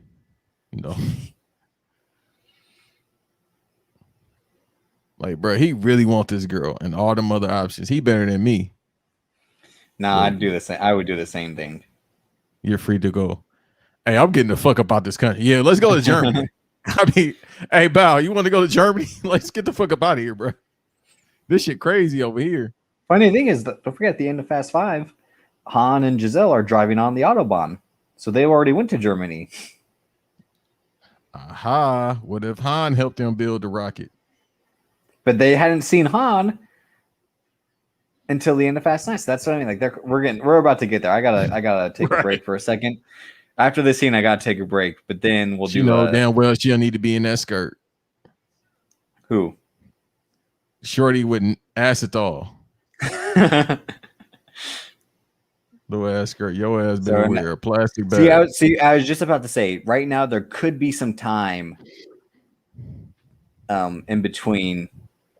But then again, not really. Who knows? Who was that queen right there? No, he wearing a Rockefeller hat. Who was her on the left that they panned out on? They need to find her. Public enemies. Oh, right next to yeah, Nina. Excuse me, my sister. You mind tapping her next to you? My milk of amnesia. No, see, I was about to say. So Tokyo Drift. Sorry. So Han blows up. Deckard Shaw sends in the package that blows up the house. Then Dom goes right to Tokyo. So it's probably only like a few weeks, a few months. It has to be. Because remember, he talked about his friend. Didn't he talk about Han in like 5, 6, or 7? On 7. Didn't he talk about him?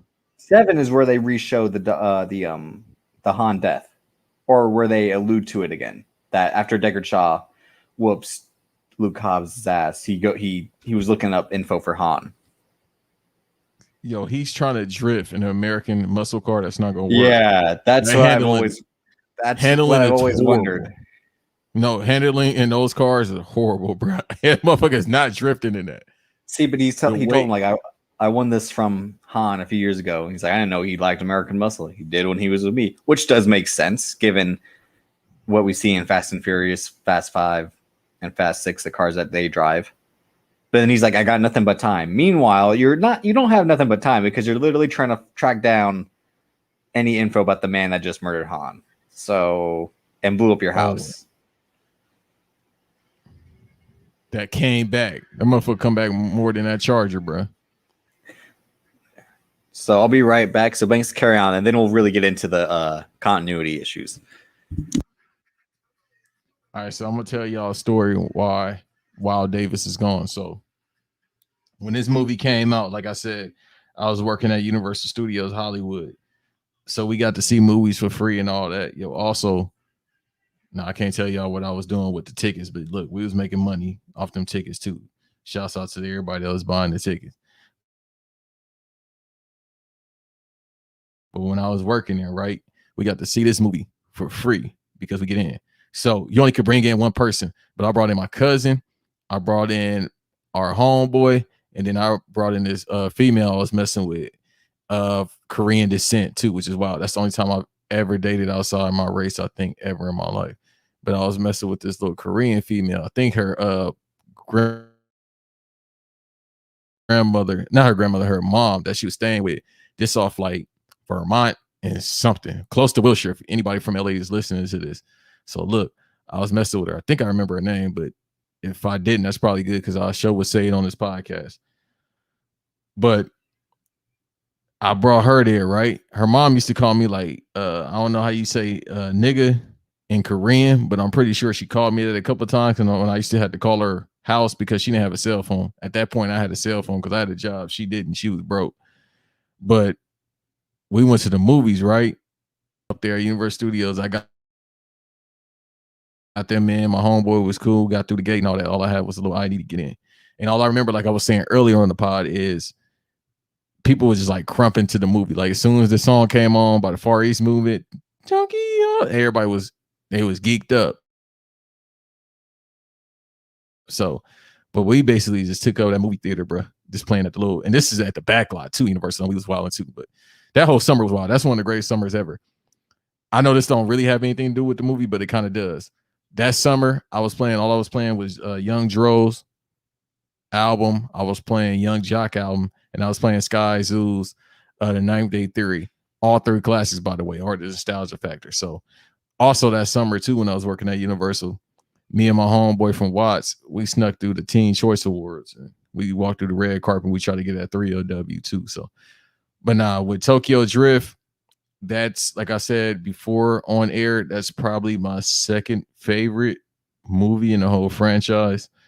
Just based on, you know what I mean? They didn't have everybody from the other movies. This is a totally new cast, and you know what I mean? Cut to years later, 15 years later, which is now Fast 9. We didn't know they was gonna come back 3 of them. Everybody else didn't come back, but they brought back 3 of them, which is still straight though. So to see them years later, that's what's up. And I mean, they had clips in another movie. I forgot which one. Davis would probably know, but Tokyo Drift. As y'all are listening to this, you already know what it is because obviously you have seen this before. Now you get our basically riff tracks version of it that you could listen to as you watch the movie. So hopefully you enjoy it. If not, we try to get people involved with this franchise, man. So and honestly, if you start off with Tokyo Drift, that's fine. Like if you don't watch Fast 1 or you don't watch Too Fast, Too Furious, you can watch Tokyo Drift. Now you're going to be like, who is this Dom character if you're unfamiliar with him? But you can go back and you can catch up. But definitely Tokyo Drift is by far my second favorite one. It will probably stay there for a long time. Also, too, I think David's taking that shit though. But y'all should watch Insecure. We got something planned for that. All right, I'm back. Right. I heard you the whole time. She used to call me the Korean version. I was dying. Yeah, I think her mom used to call me something, a nigga in Korean or something, but yeah. That's the only time I dated outside my race.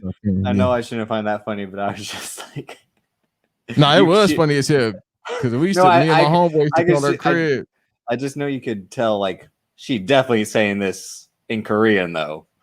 Like, oh no, it was hate filled, and I fuck with Korean food. That's what I mean, but it was definitely like, and not just her daughter, but you know, the Chappelle show, Mark Herman. Like, I know, and he says that shit all the time. Like, I say nigga, he definitely says nigga all the time. I remember her name too, but I ain't gonna say it. I saw this on DVD. Funny enough, again from Blockbuster. I didn't see a Fast movie in the theater till Fast 5. I'll tell that story when we get to there because I saw a bootleg version of Fast and Furious while my arm was broken. That's also a good story. But yeah, I funny enough, so yeah, I saw this again. I was like, "Where's Paul Walker? Where's Vin Diesel?" But you see Vin Diesel in the trailer, and then he shows up at the end. And then, funny enough, I think maybe for Christmas, my dad got me like the RC Tokyo Drift cars, and that shit didn't work at all. I was so mad. Like it legit, like you could charge it all day, it would never work.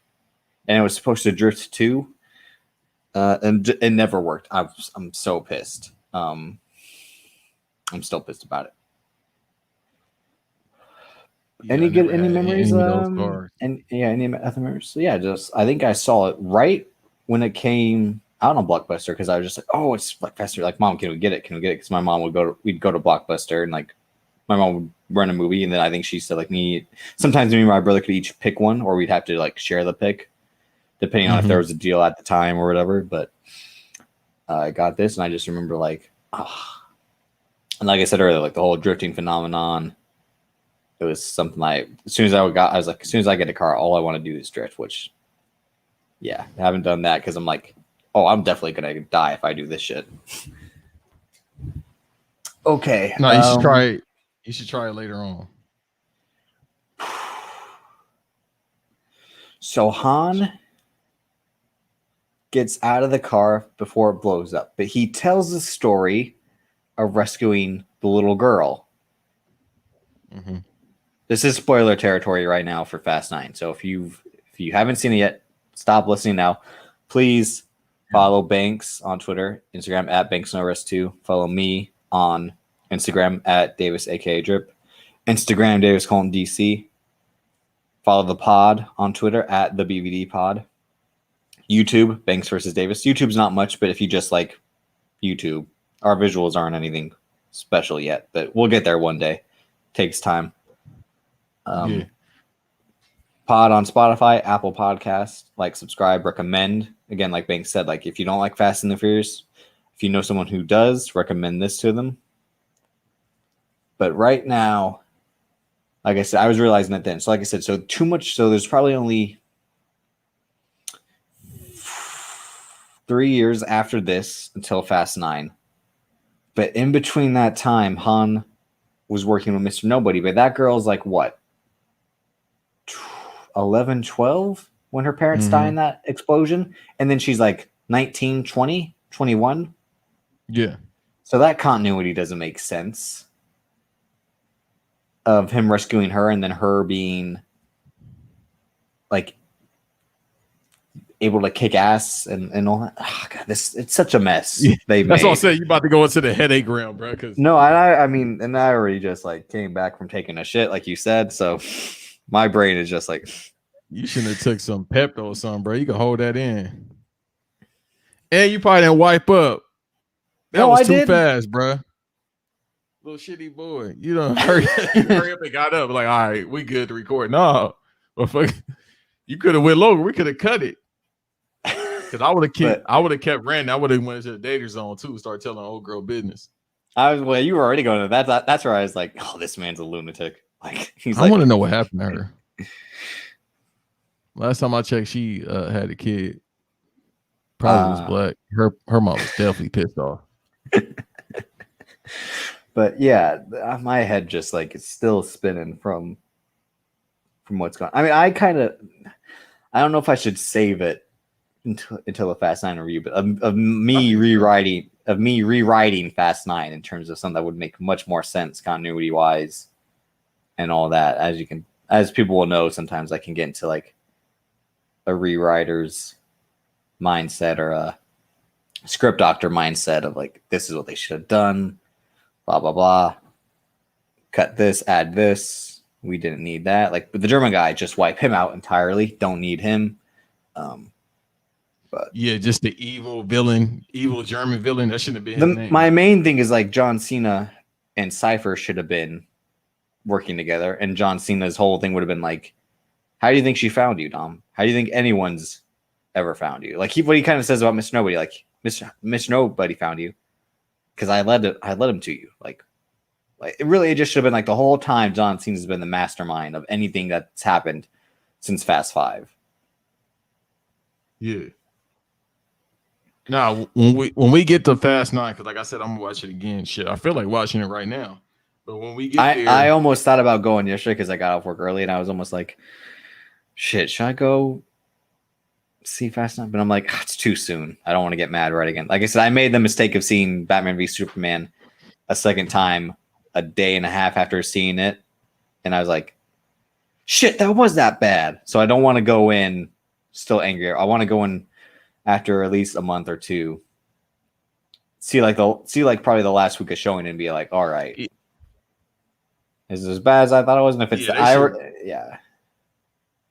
I say if it starts declining and money in the next couple of weeks, they should just hurry up and put it on stream, because they did that with the Saw movie with Chris Rock. It's on Amazon Prime right now. But that movie, like no one went to see that movie because again, it was like Chris Rock in a Saw movie. What the fuck?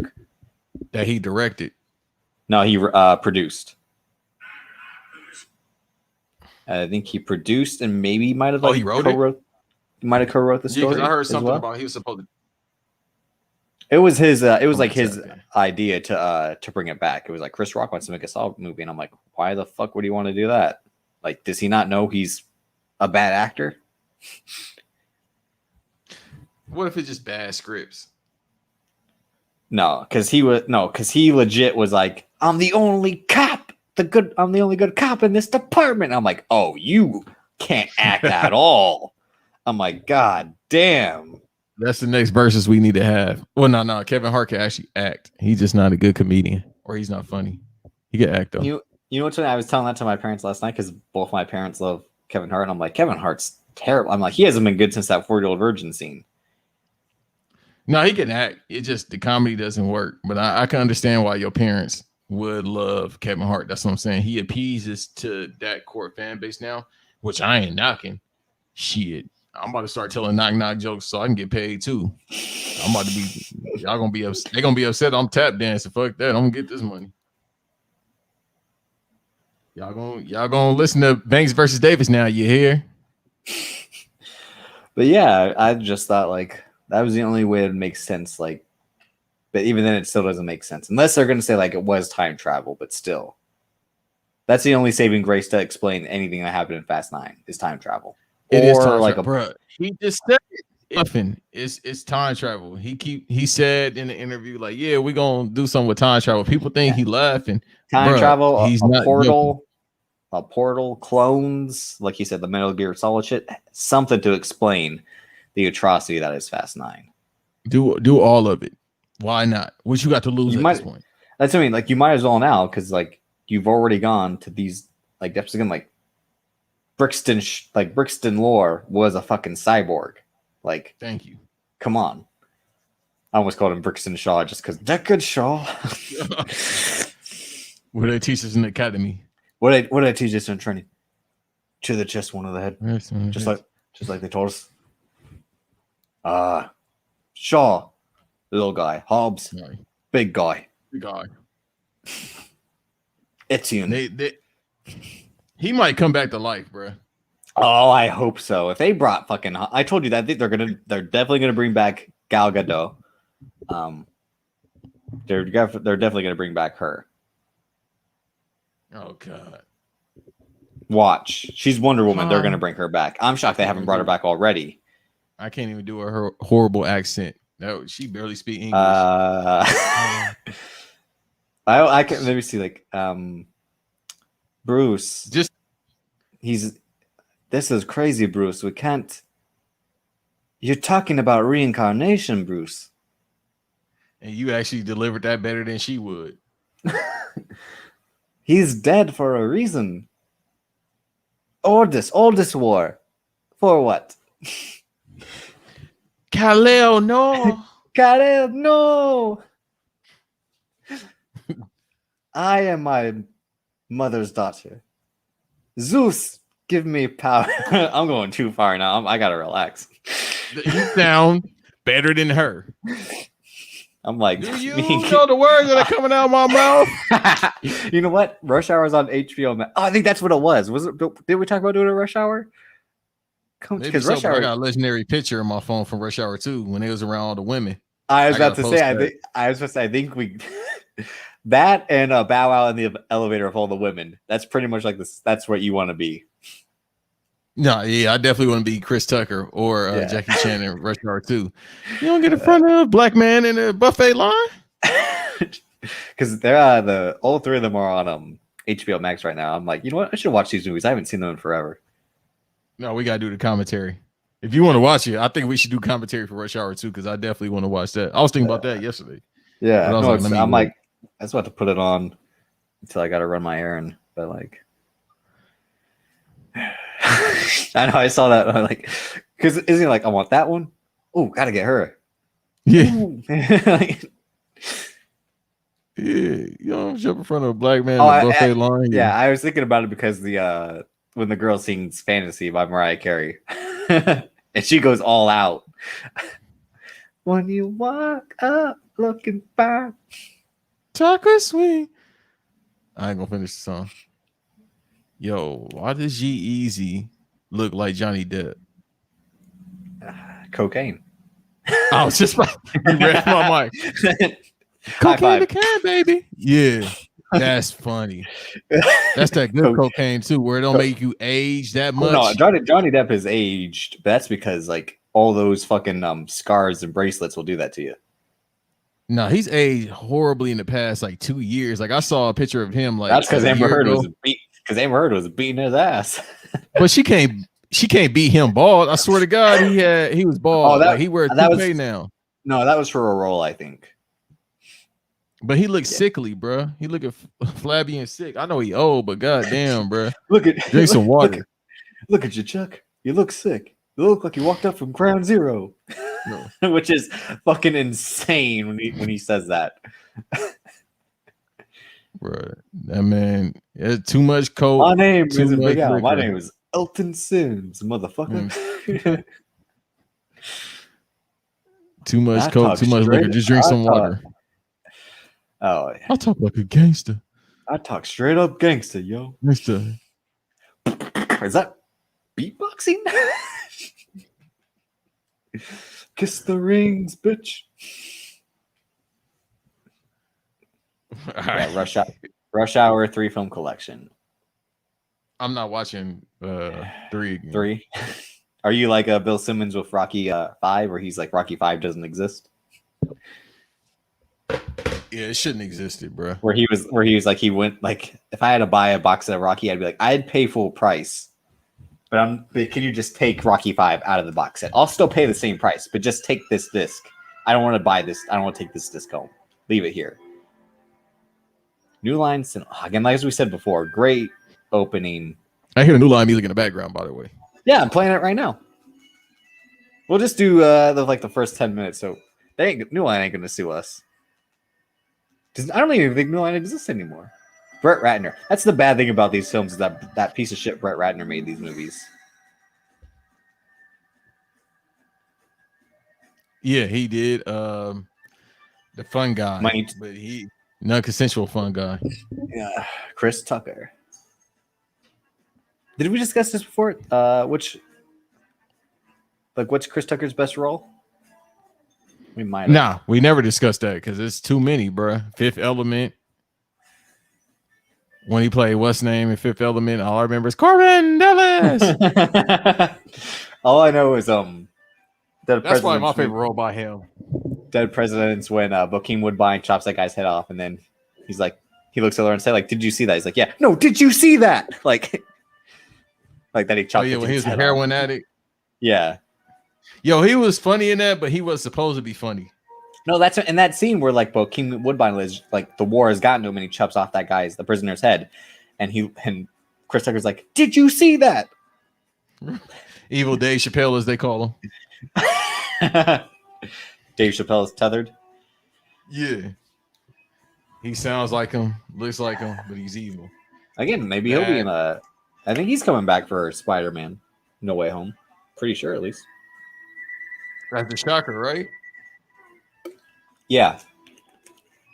I liked him in that. No, they got Jamie Foxx Shocker, so they probably wouldn't have his version. He was Electro.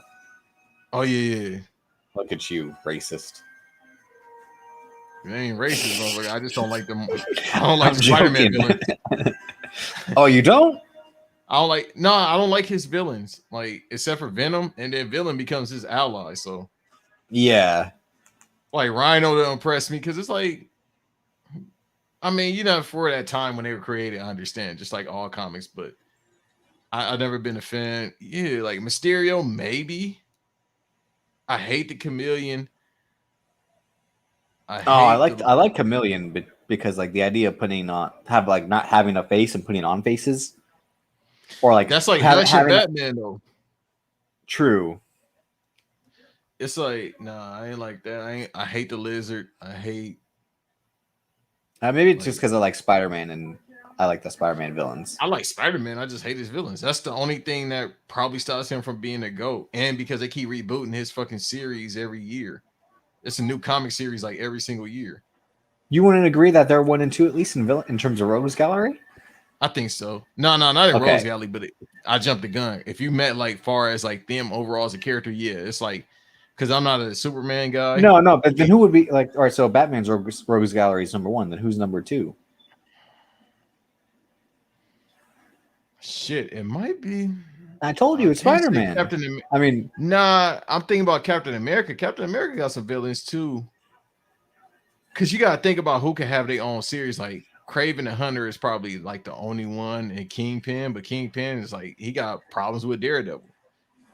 Daredevil Rogues Galaxy. that is the thing too. The shared villains. Spider-Man has a lot of well, not a lot, but some key shared ones. Superman's is probably number 2, honestly. To be honest, you got Bizarro, you got Brainiac. Brainiac is cold. You got Lex Luthor. Tries to call me. Is the key having a lot or having huge ones? Because the thing about Spider-Man is that he has a lot, so that's what kind of makes it better. Is that there are multiple. The key is like the backstory of how they became to be a villain, and then the interesting, and you know what I mean, what they do in order to keep their ops, so to speak, going. You know I forgot that Carmine Falcone was in this. You're Bruce Wayne, the Crown Prince of Gotham. He was in what? Rush Hour 1, right? Yeah. Didn't he get shot at the end when they was at the convention center? I would imagine so, but I forgot that Tom Wilkinson, aka Nolte from Black Knight, was in this. Is that the movie we said we gotta watch? Black Knight? It's gonna. No, I already said that earlier. Is that it's Don't Be a Menace and Black Knight is the double feature, but then like Mike, there was a movie we referenced before that we had. Oh, what was it? It's not The Last Dragon. No. I think it might have been on last week's episode. Have you ever seen The Last Dragon? Was it? Yeah, I told you. I said that earlier. I've only seen it once. Oh yeah, years ago, and like real years ago. Yeah, like we was talking about the Bruce Lee movie. We was trying to get the name of the bio. Yeah. You got that glow. You feel. Which again, funny enough, leads to Insecure. Oh yeah. If anyone doesn't know, we're gonna do an episode about Insecure. We won't tell you with who because we have a very special guest in mind. But all right. You seem like you involved with the movie. You want to wrap it up? Yeah, I would say like I just want to at least have you hear. Oh, his partner is Chris Penn. I'm like, who's his partner before? Check.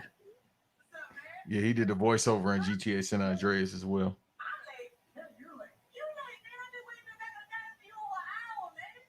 Goddamn, you can hear Chris Tucker's voice loud as hell. Well, I'm turning it up too, but yeah. No, but he just have a distinct voice. So. Oh yeah, no, he definitely. Yeah, his voice is definitely recognizable. Why is he dressed like Blade? God. He was with the big ass coat. He's got the all black coat, all black fit, the glasses at night.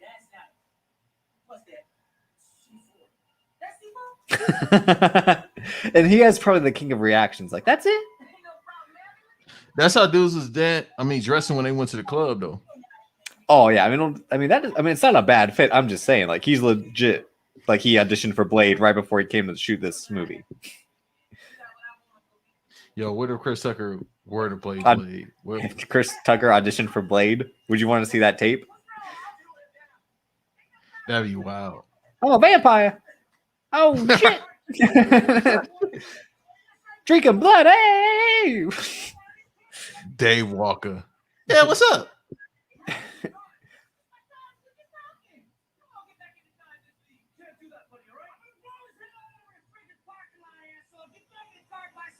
Get back in the car, buy some donuts. Yeah, I liked Chris Penn in Reservoir Dogs. He was good in Reservoir Dogs. He was. Even though he was saying the N-word a few times. That was everybody. True. Well, it's a Quentin Tarantino movie, so... Right. He's saying that right now. I don't know what movie he writing, but best believe the N-word is in that movie. He could be making a movie about space. Remember Star Trek? Star Trek joke was hilarious. It was like if he writes Star Trek. Oh, I know. Quentin Tarantino's idea him saying he would want to write a Star Trek movie, but then everyone's like, yeah, they should. It's like, are you fucking nuts? It'll be too much sex, too much violence in space. And he definitely, somebody said, what they said? He said, I'm a space cadet or something. Not a nigga. It was something. Like, nah, bro, it'll fly in space. Like, bro, I can't be called the N-word in space. We were supposed to get away from this. What the fuck is this? Him dancing. I know it's coming up. I just want to, before we go, but him dancing after blowing up the car like that. Is that why you want to wrap up? You want to wrap up on that? It's just so funny. Like, Chris Tucker. I mean, he had a good run too. That's only like an all-time run in terms of like movie dominance. It's up there. Mm-hmm. No, it is. Even like he just kind of disappeared after like Rush Hour 3. He got the bag and just disappeared. Well, really, I mean, like the runs from the run is probably Money Talks Friday, Rush Hour 1 and 2, Dead Presidents, the fifth element cameo, and whatever else he did in that time span. Rush Hour 2 is probably when it ends. But he probably had 7-8 years of like, goddamn, Chris Tucker was a box office draw. Yeah, I think at one point he was making like 20 mil each movie. He was like the Will Smiths and the Tom Cruises. So that's what's fire about it. He's still straight. He be at the goddamn Hawks games. Right now? Yeah, he's always at the Hawks games. I know he was at the Knicks games with Is he from Atlanta? Yeah. Oh, I didn't know that. For some reason, I thought he was from like California. I mean, I think everybody thought that just because he was in Scary Movie. Because for the most part, everybody except for Pops and the moms is from LA. Oh yeah, Chris Tucker, Atlanta, Georgia. Huh. Like Debo is from Compton. DJ Pooh is from LA. So. Oh yeah, Jackie. He also has that good cameo in Jackie Brown. Oh yeah. As Beaumont lives. Get in the trunk. The fuck. Yeah, so it's Friday in '95. Panther, Dead Presidents, Fifth Element, Money Talks, Jackie Brown, Rush Hour, and then Rush Hour 2. Yeah, after Rush Hour 2, it took him 6 years to make a movie, and that was Rush Hour 3. He's been in one movie in the last 5 years. That one with Bradley Cooper. No, the one with Vin Diesel. The one the Ang Lee, Billy Lynn's Long Halftime Walk. The one about the soldier coming back home. And it was one of the first movies, I think, to be shot in 4K and all that. And the high frame rate, yeah. When the fuck did this come out? 2016. He was in a movie I thought with Bradley Cooper, right? Yeah, Silver Linings Playbook. That's the one right before that. And that was 4 years. That was 2012. He was good in that too. He was like acting. I've still never seen that. Again, I don't really fuck with David O. Russell. Neither do you. I know neither do you, but No, I just watch his scenes. That's why the Chris Tucker scenes. Just watch. Also, again, he had. Well, I mean, keep their heads ringing. That's with Friday, but the California Love video he was in, Feels So Good. He was in music videos. You Rock My World, and he was in a Mariah Carey video. Shake It Off. You Rock My World by Michael Jackson. I remember that because isn't the whole thing that he could dance like Michael Jackson, or something like they was friends. Yeah, that's what you I mean. You didn't see a stand-up special on Netflix? I've never seen any of his stand-up. Yeah, they was nah, bro. Watch his stand-up. He hilarious in stand-up, and then the Netflix special he had 2016 is classic. I wouldn't say classic because everybody uses that if something is really good. It's really good though. Enough where I can remember jokes. No, Chris, just watch that because he talked about going over to what's the name house from Hall and Oaks, and him and Michael Jackson and the man from Hall and Oaks was singing, and then Chris thought he could jump in.